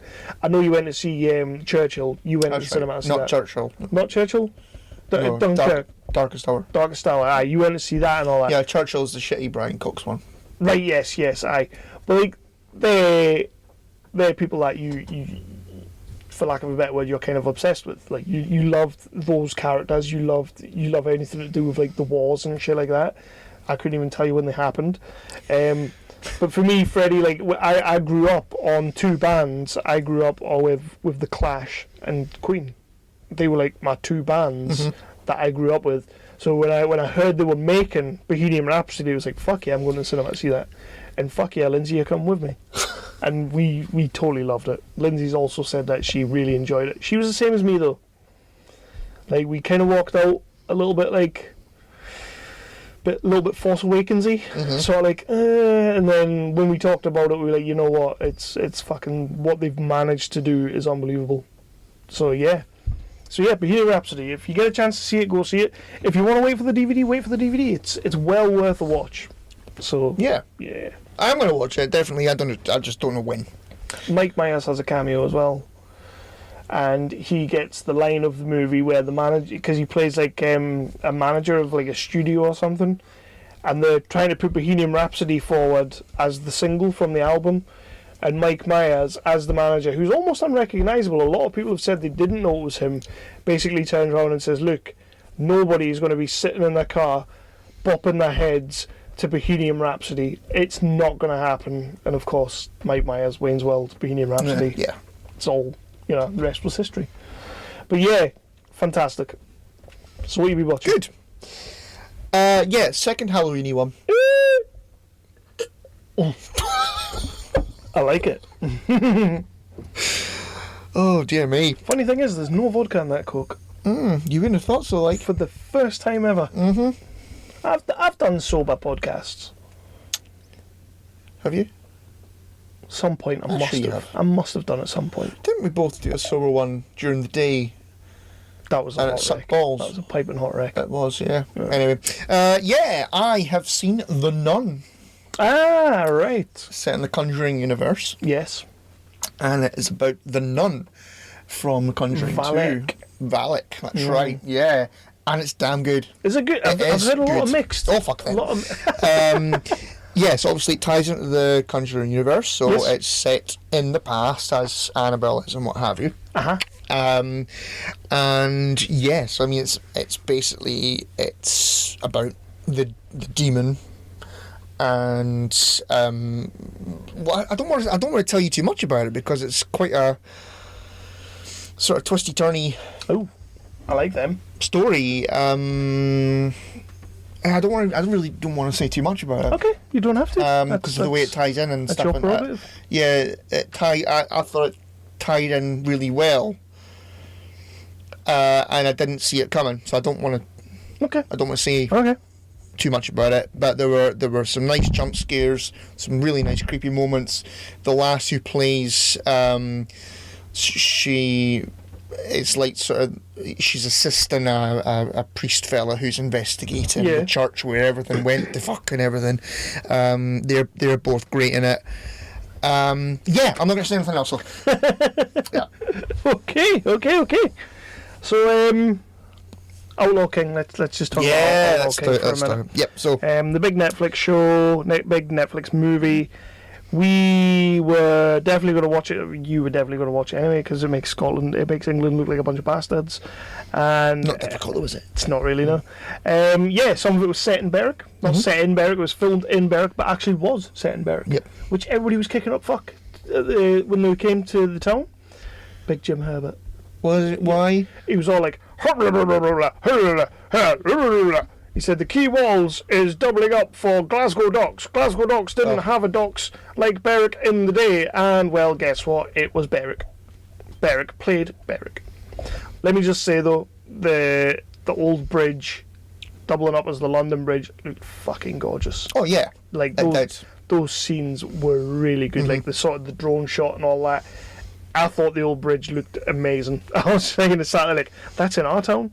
Like, you kind of don't really think about it, though, do you? But then when I saw that, I was like, wow, like you kind of take that for granted. But same, yeah, you do. Yeah, it's a nice little town. Ah, it's a hell of a town. Same as when you actually see the town, but when they're in the marketplace in Berwick and that, and they've over the other side of the river, it's all hills and shit. Well, cool. Yeah, it was nice. It was cool. It would be nice if it was just hills and Tweedmouth wasn't there. Yeah. But other than that, so what did you think? I liked the movie to an extent. I thought the brutality was wonderful. I thought the blood was wonderful. I thought Quicksilver stole the movie. He was fantastic. His accent was a tad ropey. Chris Pine's accent was non-existent. It dropped in and out like there was no tomorrow. I don't think it was that bad. He did his best, but there was moments where I was like, why couldn't they just cast a Scotchie in it? Because, well, if you can have Chris Pine in your movie, you're going to go with Chris Pine. And the director, David Mackenzie, loves Chris Pine. Yeah. So I think they've done 3 movies together now. So if you can get Chris Pine in your film. Yeah, I'll give you that. Stanis Baratheon. Yeah, he was good king. He was great. The guy who played his son, I thought was also excellent. Was he as much of a bitch in historical real life? Apparently so, yes. Really? Because he was a bitch. Apparently so. I didn't mind it. I didn't mind the fact that he was a bitch. I was like, it kind of it makes sense and it adds to the movie, but I was just kind of like... And you're right, I believe you said to me, I don't want to get in spoiler territory, but there is a one-on-one between Robert the Bruce and Edward.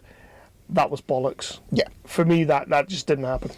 I'm fairly sure that that's some horse shit. I might be completely wrong.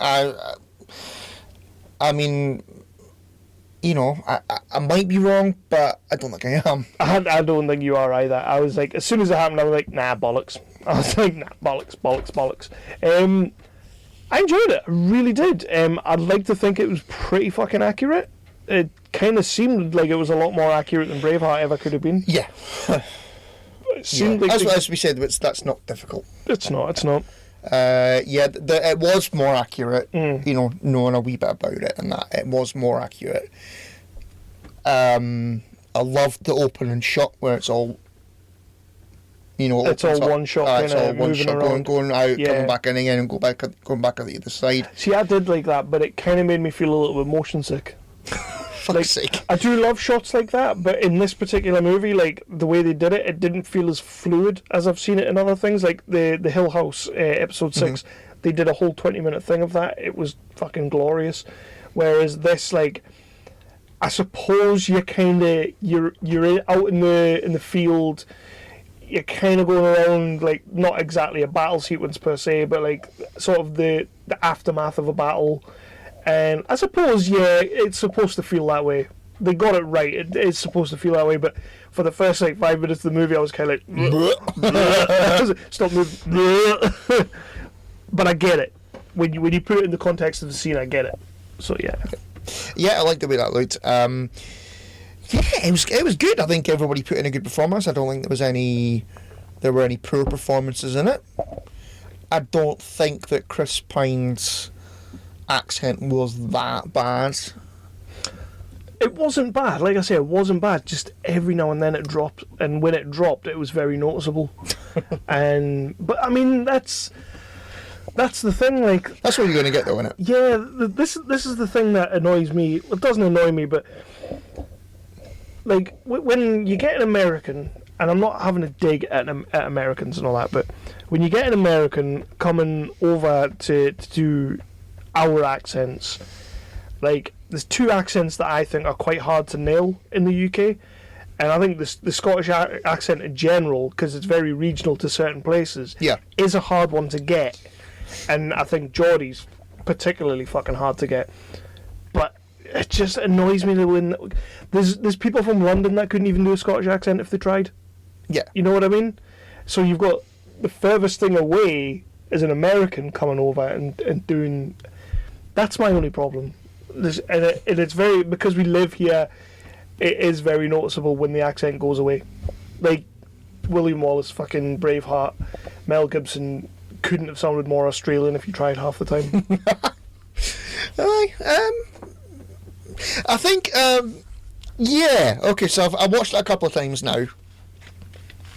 I still kind of stand by what I said about the rewatchability of it.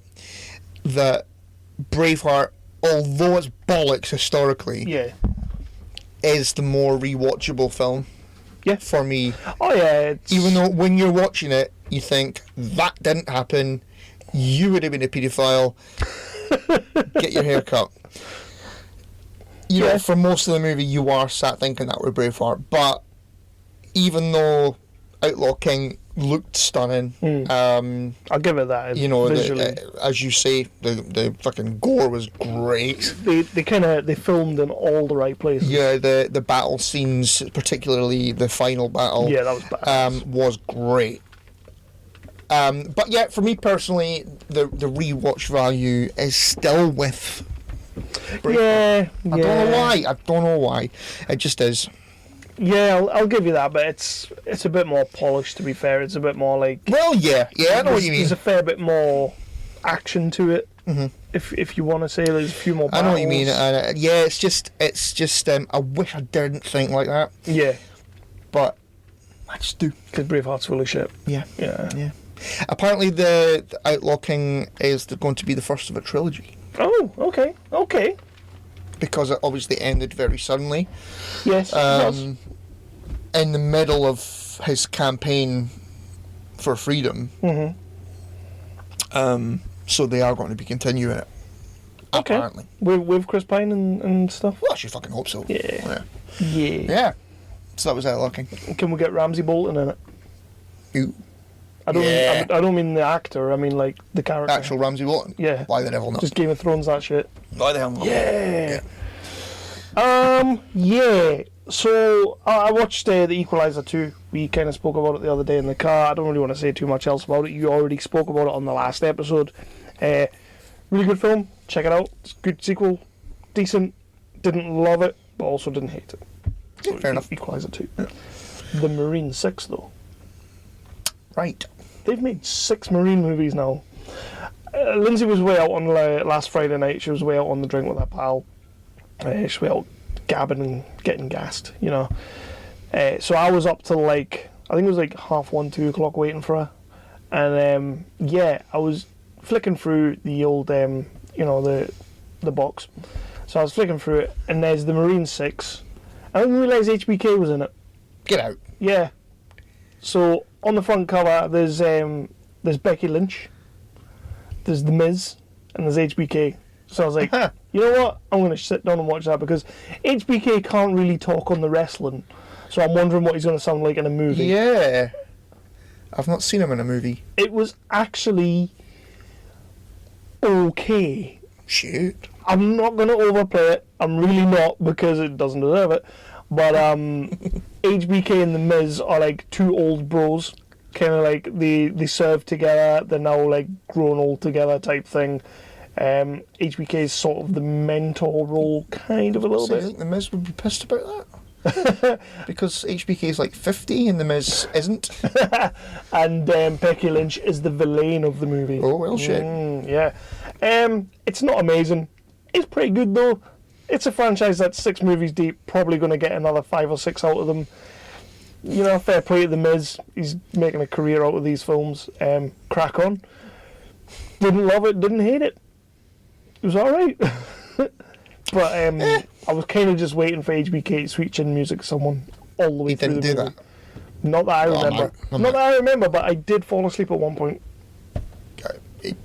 Surely he'll stay with HBK. To be Not fair, HBK, switching music to someone. there was a couple of scenes that I think Shawn Michaels fell asleep, so I wasn't the only one. But interestingly, that's also the movie that Phil last year visited the set. That's right, because he met him, yeah. Yeah. Bastard. It was okay. It was good. Watchable. Becky Lynch. I like Becky Lynch. She's alright. Still got that terrible Irish accent. I know she is Irish, Yeah. but the accent is just terrible. Sorry. Wow. I love an Irish accent, not on Becky Lynch. Is it the voice? Ah, It's the deep voice because she sounds like this. I'm so like a man. I'm Becky Lynch, you big bastard. What are we watching? TV shows now. Yeah. Daredevil season 3. Have I spoken about this before? No. No. Right. Very good. Yeah. Best show that Marvel's done.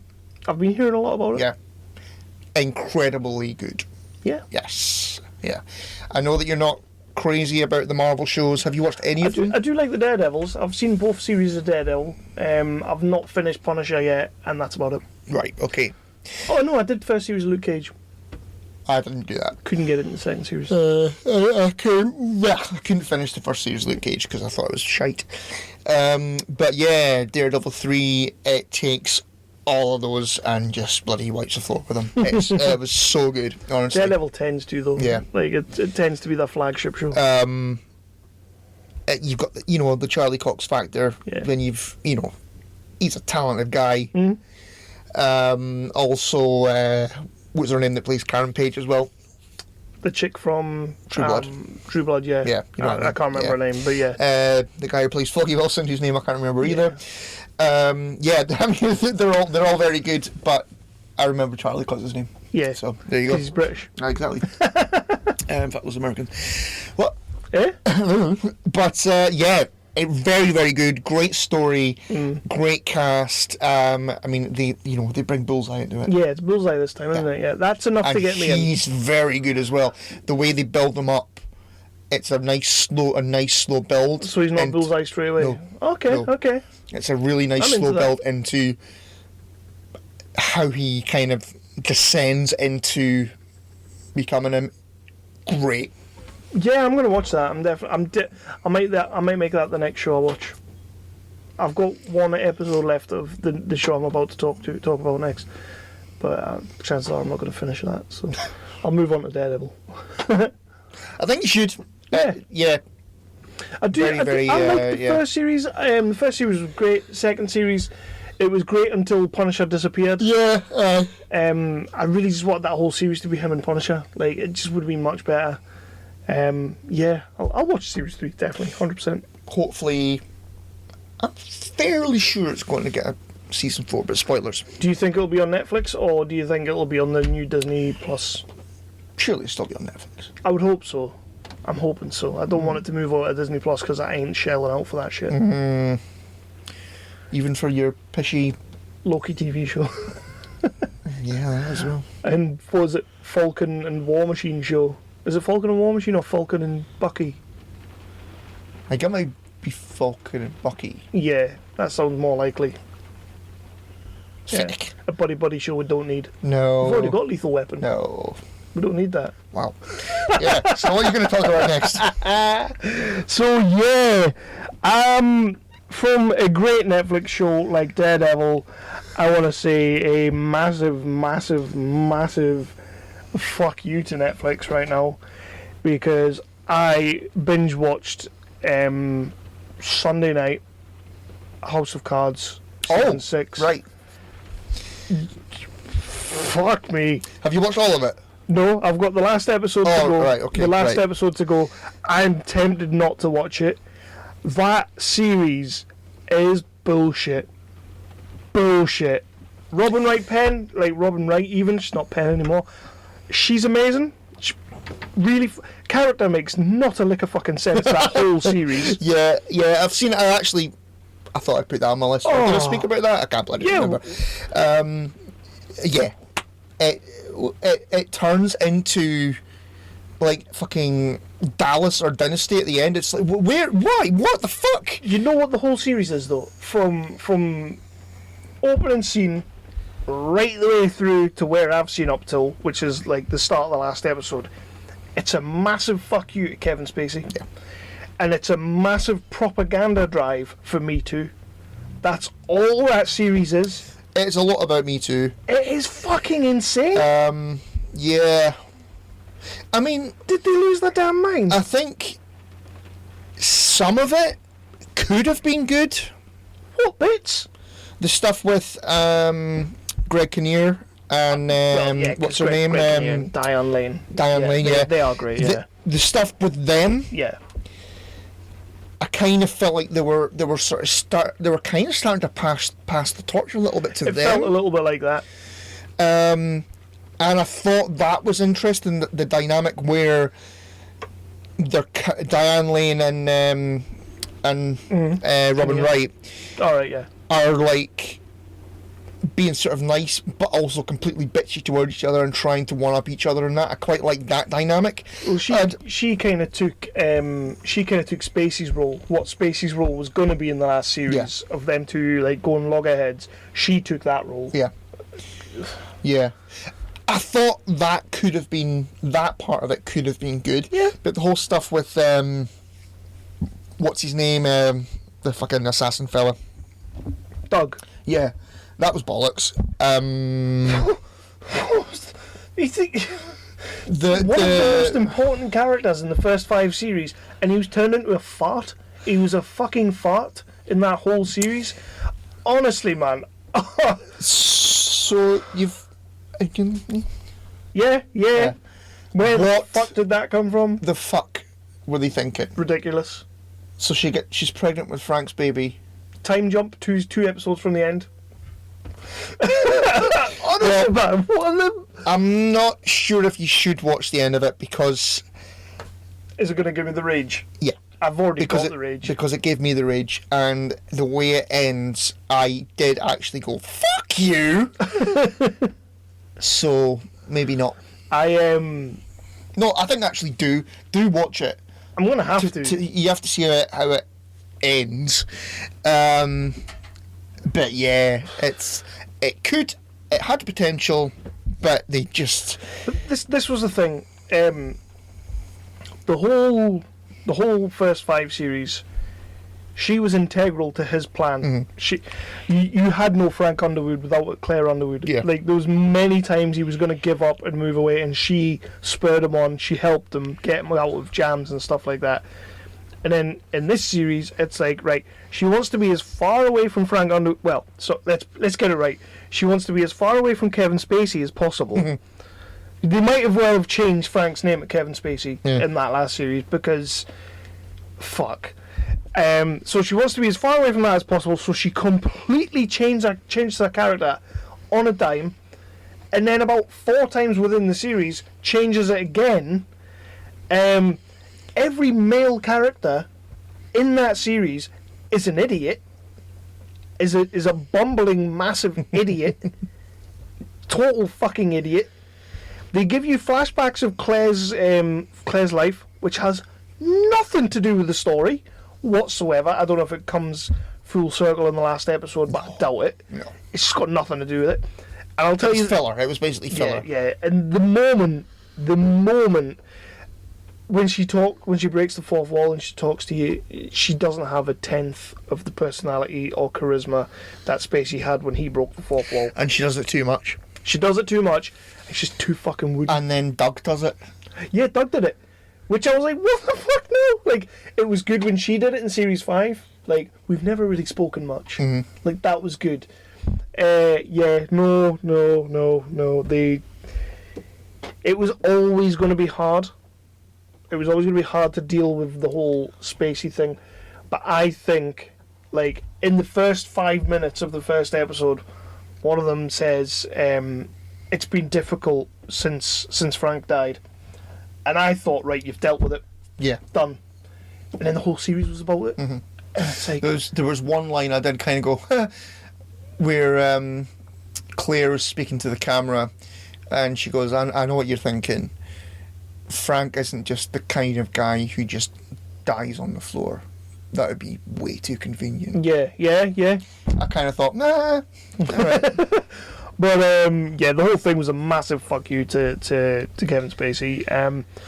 There was some decent. I'm giving it a hard time. There was some decent like bits, like you say, with Greg Kinnear and Diane Lane that could have been good. Grayson was a fucking terrible character right the way through. Doug was wasted, totally wasted. Hammerschmidt.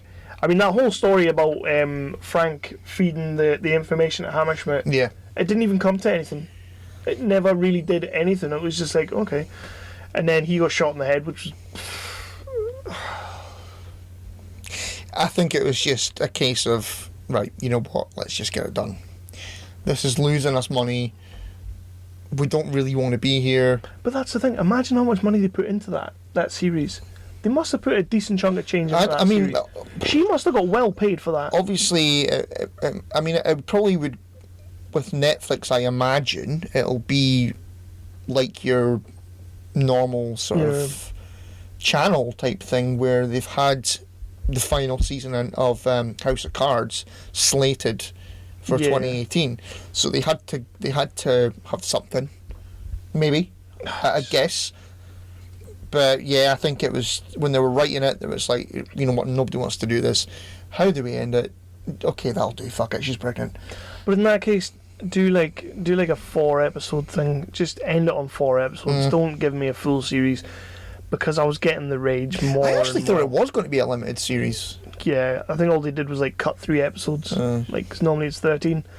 The moment I was binge watching it the other night, and I must have watched like 5 or 6 episodes, and then I turned it off and I threw the remote across the room and I was like, fuck this shit.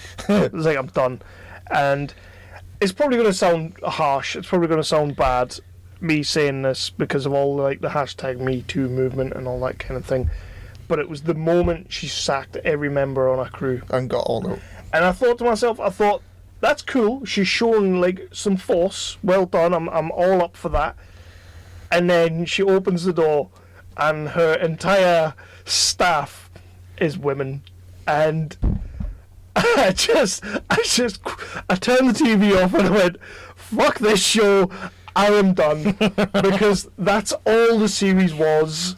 It was 2 powerful women going at it.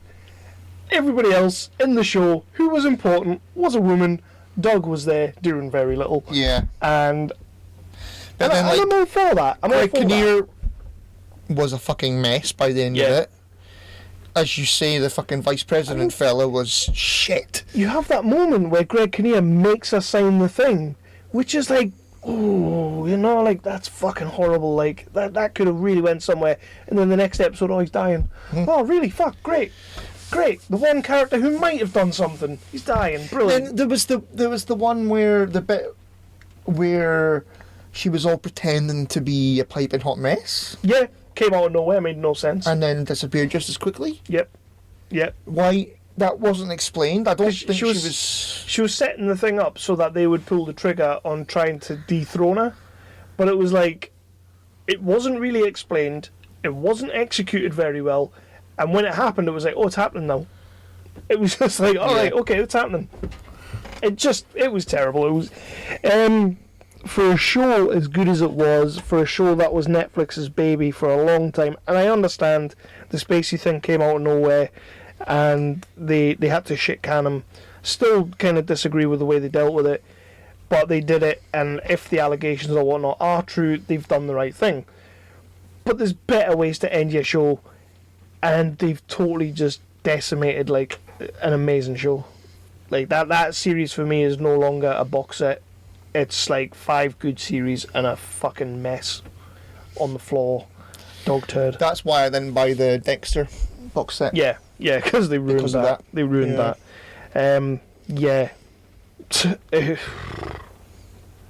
It raged me. I'm getting that. It actually, like, to the point where I was just like, what are they doing? Like, and it wasn't like, it's got nothing to do with them having a pop at him and making him the basis of like all the hatred in the show. It was nothing to do with that. It was just like, it wasn't even good writing at times. It was fucking horrendous writing at times. Yeah, and her fourth wall breaking half the time didn't make, like, the first 2 episodes, whenever she was breaking the fourth wall, I'm like, who are you talking to? Because you're not talking to me. You think you are, but you're clearly not. I don't know what you're doing. Aye. Like, remember, like, I can't remember what season it was, maybe season 4, where he went like 2 full episodes without talking. Yeah. And he goes, like on the 3rd episode or whatever, he sort of looks at the camera and goes, you think I've been ignoring you? Aye. You know, that was just... Well, yeah, stuff like that is genius. Yeah. And all they had to do was rinse and repeat what they've done before and end the series. Like, have like a big thing. They should have brought fucking Joel Kinnaman back. Should have brought him back, and he should have like taken over the mantle or whatever. He should have ran against that kind of thing. You know, make it an election year. Make it so the Underwoods are done. She might win. She's going to try everything she can. At the end, she loses. Done. Good. Done. But what they did was just so bad. And I'm gutted. I was dubious going in. I really don't know if I'm going to watch that last episode because it just... I really think you should. I think you should actually FaceTime me as the final scene comes just on. Live stream it on Facebook. I am watching the last episode live of... oh, shit. It'll be worse than that. Yeah, I think you should do that totally. Right. I might do that then. What else have you been watching? I'm not going to talk about anything else I've been watching before we get onto the thing that we've both been doing. Yeah. I've been reading a book. Ooh, with words. Yeah. And pages. Yeah. It's a book by Philomena Cunk. Oh, right. Not a real book then. No. It's called Cunk on Everything. Nice. And it's kind of like a sort of encyclopedia, but written by Philomena Cunk. Okay. And it's funny as fuck. It will be. Yeah.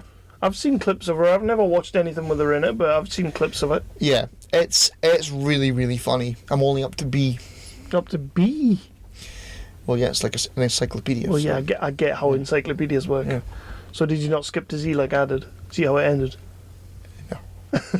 No, that would be retarded. It would be. It would be. Yeah, it's funny as hell. It's not great when you're trying to get to sleep because you're sat there laughing like a bastard. I wouldn't have that problem. I'd just sleep. I know. Yeah, I didn't have that problem in the car on the way home on Friday, unfortunately. But there you go. I didn't know. No, you didn't. That's all. When you was playing your Jenny on the block. I didn't play it. Oh man, that actually came on the way home. So for all the awesome 365 listeners out there, yeah, we got to listen to Chris's drive time playlist, and J-Lo's Jenny from the Block was all up on that playlist. Let's face it, that's not the worst thing that's on that playlist. No, it wasn't. No, there was a hell of a lot worse, but that was a peach. Although I was sat in the pub on Friday night, as you do, and I was telling a friend of the show, Paul Byrne, about your shenanigans, and he had a look at it. He had a look through the list, and he goes, "All right, so there's some embarrassing ones here, but I think Kev has been a pissy cunt, to be fair." He didn't think it was that bad. Yeah, but he's like a new dad and stuff, so his tastes are changing. And plus he's all into like bloody scooter and all that shit. Oh, so. Well, there you go. That's like, he's worse than a millennial.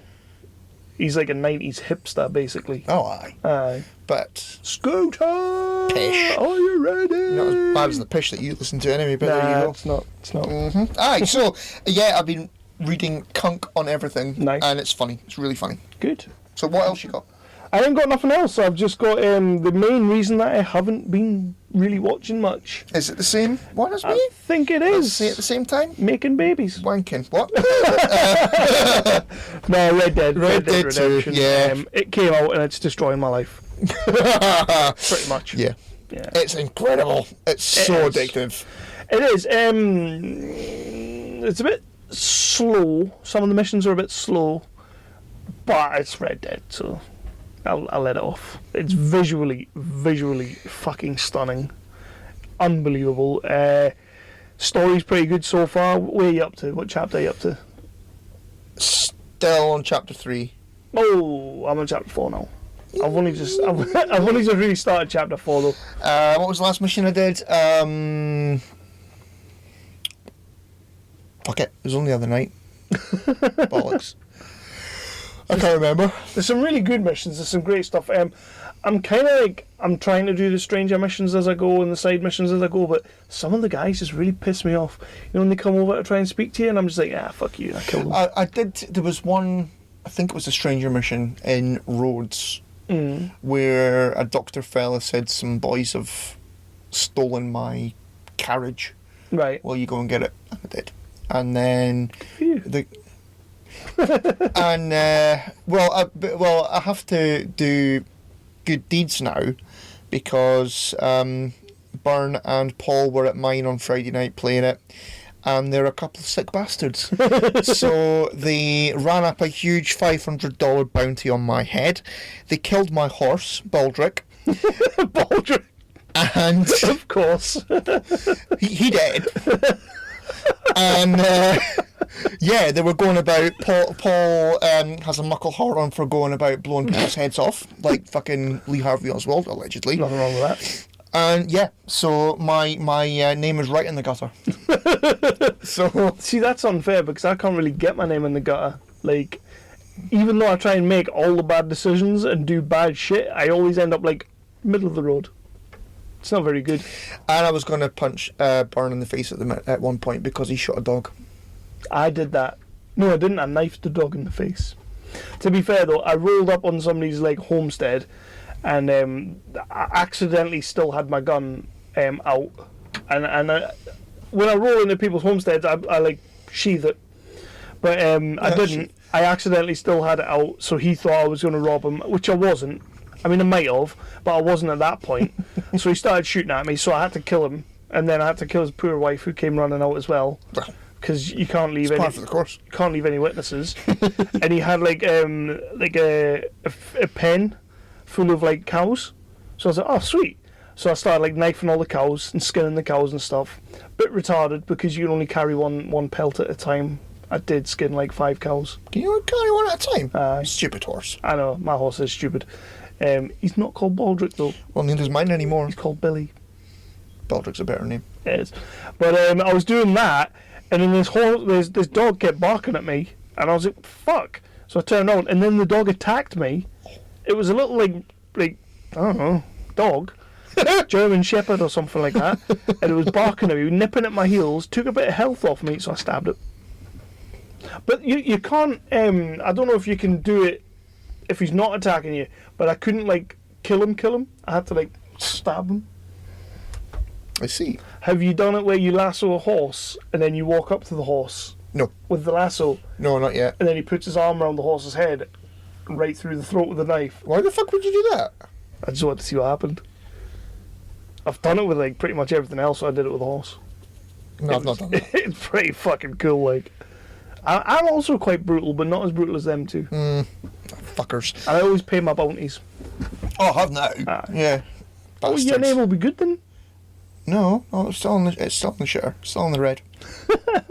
Have you been to a hotel and had a bath? Yeah. Did you get help? Yeah. It's just a soapy wank in it. Pretty much, yeah. Totally. Although she was waving her hand about in there way too much. Yeah, she does. I was like, I'm happy anyway. But yeah, it's a hell of a game. It is. Yeah, so Spider-Man's taking a hit. Oh, no. That's a shame. Red Dead's better, though. Yeah. Have you seen that South Park have done a 2-parter where everybody in South Park is addicted to Red Dead? Okay. And they've got Man Bear Pig. Remember Man Bear Pig is back, and they have a running sort of thing for this series where there's a dose of school shootings, and the police or the police chief, you know, the guy is so desperate to play Red Dead 2 that he just thinks everything's a school shooting. Nice. Instead of actually investigating what's going on. But there's an awesome moment where he goes home and his wife has been playing his save game. I've seen a clip of this, And is he not like, I have to start up in the mountains again, up in the snow? And but she's Irish. And he comes home later on, this is after that. And he goes, "You're playing it again, you fucking bitch!" She goes, "I've got my own life now." That was terrible. It was. That was horrendous. I'm not going to do that. Bugger it. But yeah, there you go. But it's called was it something Serial Part 1 and 2? You can't be serial, maybe. Yeah, it's funny. It's funny. Okay. That's that. Yeah. So is that the end of what you've been watching? It is. Right. It's so time. cheeky little promo, and then we'll get on to our top 5 movie fights. Kind of, sort of, in a way. Maybe, hopefully. This won't last. Weather permitting. Good thing is this won't last. I think it'll be like the first time we tried 365 cut. Oh, it's going to be where we did Spider-Man 3 and I killed everyone off in the first 2 minutes. Yeah. And then put John McClane in it. Different one. Different one. Different movie. Yeah. So, cheeky promo and top 5. Right. Hi there, I'm Gareth. I'm Bex. And we do a podcast called Gareth's Random Ramblings. Where we talk about everything and anything. From the latest crap on TV. To my crippling fear of frogs vomiting their stomachs. Yeah, you're going to have to listen to the show to work out that one. And you can by finding us on Apple Podcasts, Spreaker, or basically anywhere podcasts come out of devices. Gareth's Random Ramblings, now proud members of the No Phony Podcast Network. Okay. What rules did you put on yourself? Well, we decided no superheroes. Yes. Yeah. I kind of, when I was doing it, I did no Gleeplops. Okay. Yeah, so no like Spock or anything like that. Okay. That's about it. That's pretty much. I kept mine kind of like street level guys in a way. A couple of them not, but I wanted people who had like skills. Mm-hmm. So yeah, that's kind of my idea. I didn't want to go for like Godzilla. No monsters, no jaws or anything like that. Yeah. So that was my way of thinking. Okay. Right. So how will we do this? You can throw your first guy into the ring, and then I'll choose one of my 5. Okay. Or do you want to put a number on one of your guys? We'll choose a guy now, and then we'll name them, so you can't change it. Right. But like, I'm confused. Right, you choose a guy, I'll choose a guy, and then we can't change them. Okay. And then go for it. Right. Well, I'll go with this person. Right. I have my number 5 as well. Okay. Right. So mine is Sarah Connor. Oh, you motherfucker! I knew you were gonna have her. Is yours Sarah Connor as well? No. I stayed away from people that I thought you might have. All right. But I did just choose Simon Phoenix from Demolition Man. Wesley Snipes. Okay. So who do you think would win a fight between them? These fights, are they armed? They are armed with the type of things they would have from the movies. Right. So she's like Sarah shotgun. Connor is armed to fuck. Mm-hmm. And Simon Phoenix isn't. Well, he kind of is, and it's all futuristic weapons, to be fair. But they take ages to load. They do. Shit, yeah. So he would like have to resort to hand-to-hand combat. How Sarah Connor with the hand-to-hand, if it gets down to that. See, I think because at the start of T2 she's doing all pull-ups and stuff. Mm. It's Sarah Connor, so she's all muscling, like Madonna. Mm. But he's been programmed while he was in the icebox with all the different skills. Yeah, but Sarah Connor. Yeah, I'm going to give you Sarah Connor. I think Sarah Connor's taking it. Yeah, I think she'd definitely beat Simon Phoenix. Yay! But yeah, Simon Phoenix is cool as well, though. So Sarah Connor won that one. Oh man! So I've still got Sarah Connor to choose from in the final fight. Is that right? Yeah. Okay. Right. So number 4. We're going to do the same thing, yeah? Yeah. Right.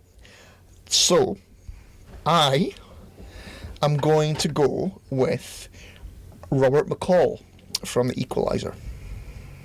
Oh, that is not good. You're not going to like my number 4. Because it's the same guy. Actor. All from Man on Fire. John Creasy from Man on Fire. I genuinely think that would be a very close one. That's a good number 4 for both of us. We're like... Yeah. I was going to leave him, but no, I thought I'd bring out a big gun so I could win. Now, you see, I'm going to say Robert McCall because... Because you chose him. Yes. And also, he's not a raging alkie. Yeah, but the raging alkie is why he's so good. But is it? Does he do any hand-to-hand fighting in Man on Fire? A little bit. I don't think he does. No, Does but do much of he it? puts a pager bomb up somebody's bum. Ew. He takes down a whole cartel. Robert McCall does the thing with his watch, and he's like that. They're pretty much the same character. They are pretty much the same character. Yeah. Will we call it a draw? No, we won't Alright, call it a draw okay, because I alright. think John Creasy's winning that. See, I don't think he is. Plus, fucking your guy had 2 movies to show how good he was. My guy only had 1. Although it's basically a trilogy. Nah, technically. Pretty much. They both, you see, they both protect I damsels. think Robert McCall has more skills. He does have skills, but my guy's an awesome hitman. My guy's also an awesome hitman. Yeah, but my guy's better. My guy took an army. And as you say, my guy is an alky, so that gives him extra points. How does that give him extra points? Because it does. Well- He tried to shoot himself, and the gun got so scared that the gun didn't shoot. Oh, is that what happened? Yeah, He didn't just fuck it up because he was an alky. exactly. My guy didn't do that. Plus- because my guy just thinks tea. Plus, exactly, which makes him an English softie. Clearly, Say that to his face. I would. And we both seem to be doing neck things now. So, I think that's a win for John Creasy. I don't think it is. I think it is. I don't accept that. What movie is better, right? The Equalizer 2 or Man on Fire? Fuck off, you can't do that. How? Or Man on Fire or The Equalizer. Man on Fire every day of the week. Man on Fire is amazing. Okay, you can have that one. Okay, so I've talked you into that one. Right. So I've lost Robert McCall. He was pants anyway. He wasn't. You were pants. He was. Right. Okay. Right. Number 3. You're not going to like my number 3. John Wick. Anakin Skywalker. This is pretty much my number 3 with Anakin Skywalker because he's awesome. But he'd be too busy greeting and bitching and moaning and saying, I hate one! Well, I don't mean that version of Anakin Skywalker. Well, you can't specify. He becomes Darth Vader. I just didn't want to say Aye. Darth Vader. But it's not Darth Vader. It's Anakin Skywalker. So he's all looking greedy and bloody... Who's always Darth Vader? No, he's not. Nah, you're right. I just wanted to get rid of him. I don't even know why I So, chose like, is it Anakin Skywalker in Phantom Menace? him. No, it's Anakin Skywalker in... Attack of the Clones? No, Revenge of the Sith, the last... No, God, no. Darth Vader. Rogue One. Yeah. No. You can't change it to Darth Vader. He is Darth Vader! He's Anakin Skywalker! The Force is strong in him. Darth Vader says that name is dead. Good point. I should have said Darth Vader. But you didn't. I didn't really want him to win it anyway. No. No. Well, John Wick would totally fucking shoot him in the fucking head. Fuck John Wick. Fuck you. Big pansy. How's he a big pansy? Because he is. You've wasted a pick on John Wick. I'll give you that one. You can have that one. Yeah. Okay. So, number 2 now, is it? Yeah. That's going way quicker than I thought. We might have to do 2 rounds. Okay. Right, okay. Number 2. Right, I am going with Indiana Jones. Ooh. Rama Add him on my list. from the Raid. Yeah, he's kicking Indiana Jones. Fucking serious? Is it equal you ways? He's kicking everyone's I did ass? have him on my list. Bugger it. I kind of thought you did, which is why I put him as high. Uh-huh. Because I was like, I'm not saving him till my last guy. Okay. All right. Yeah, Indiana Jones is not. I do love Indy, but he's not winning against Iko Uwais, and Iko Uwais would just. No, I'm not even going to try to. Although, Right. Rama is doing all those. Come and get me, and then he just goes. Yeah, but we have seen people shooting guns at Rama, and they just don't hit him. That is also true. He's like Ant-Man. He turns really small and like dances around the bullets as if they're not there, and then stabs them with machetes and shit. Yeah. Yeah, I've got nothing. I've got nothing. Yeah, Rama's winning that. Rama is winning that. Okay. I did try and find Rama's last name, but apparently he doesn't have one. No, Rama is his surname. Alright, that's fine. It is. It's like Agent Rama. Oh, I've deleted that off my fucking list now. Aye, okay, alright. So, yes, I will give you Rama. Thank you. Alright. Right. So, my number 1 is Brian Mills from Taken. Taken, yes. Taken, very, very good. There's going to be a lot of discussion here, because I know you don't like these movies, or at least I don't know if you've actually seen these movies, but my number 1, and was always going to be my number 1, because he's such a fucking badass, is John Rambo. Oh, fuck him. You just don't like the Rambo movies, but have you actually seen them? He's awesome. I've seen the first one. He's got like the highest kill count from like any movie ever. So? Because he kills people with all sorts of different weapons. And Bish. you think Brian Mills could beat Rambo? Yes. Nah, not having it. He's fucking taking him down. Did Brian Mills take on Afghanistan? No, he took on Albanians. And I'm not talking about like an Afghanistani, I'm talking about Afghanistan. He took on Afghanistan and Vietnam and Bolivia by himself. Didn't need any help. Took on a whole town of Brian Dennehy's by himself. Not a whole town of Brian Dennehy's. Brian Dennehy was the head of the police. Took on a whole town of police headed up by Brian Dennehy. But he was a mentalist, no? No, he had a bit of PTSD. Okay. Doesn't make him a mentalist, just makes him hardcore. He hides in the woods, man. Brian Mills hides anywhere. Brian Mills wouldn't even find Rambo. Rambo wouldn't find Brian Mills. Nah, Brian Mills wouldn't have a chance. No, Brian Mills is taking Rambo. I feel like I've got two strong competitors for my final, so I'll concede on Brian Mills, but I do think Rambo would kick shit out of him. Nah, yeah. It would be a fight. Yeah. But Brian Mills is taking him. Plus, they're both around about the same age. It's true. So you can't play the age card. You can understand what Brian Mills is saying. You understand what Rambo's saying. And then if it went to hand, if it got to hand no, fuck that, Brian Mills is taking that too. No, right, if it went to hand, Rambo then turns into Rocky, so he becomes like the fucking best wrestler, the best fighter of all time. No, Brian Mills is taking him. And hand and explodey goodness. Okay, go for it. Okay, you can have it. Just because I want this episode to end. Alright, okay, so Brian Mills is in my... So who have you got for your final? I've got Creasy and Rama. That's a good tag team. I like that tag team. Who was Creasy again? John Creasy, Man on Fire. Alright, sorry, Max. Alright. Okay, so can we... How do you want to do the final? I don't know. I don't know how we do this. It's pretty much not worked out. Well, we do it. Well, no, probably not, because people will just fucking vote for you. I was going to say, I pick one of my three and you pick one of your two and open it up to the listeners. Ooh, like on the tweeters and the faces and stuff. Yeah. Yeah, go for it. Alright. Will we do that? Rama. Okay. John Wick versus Rama.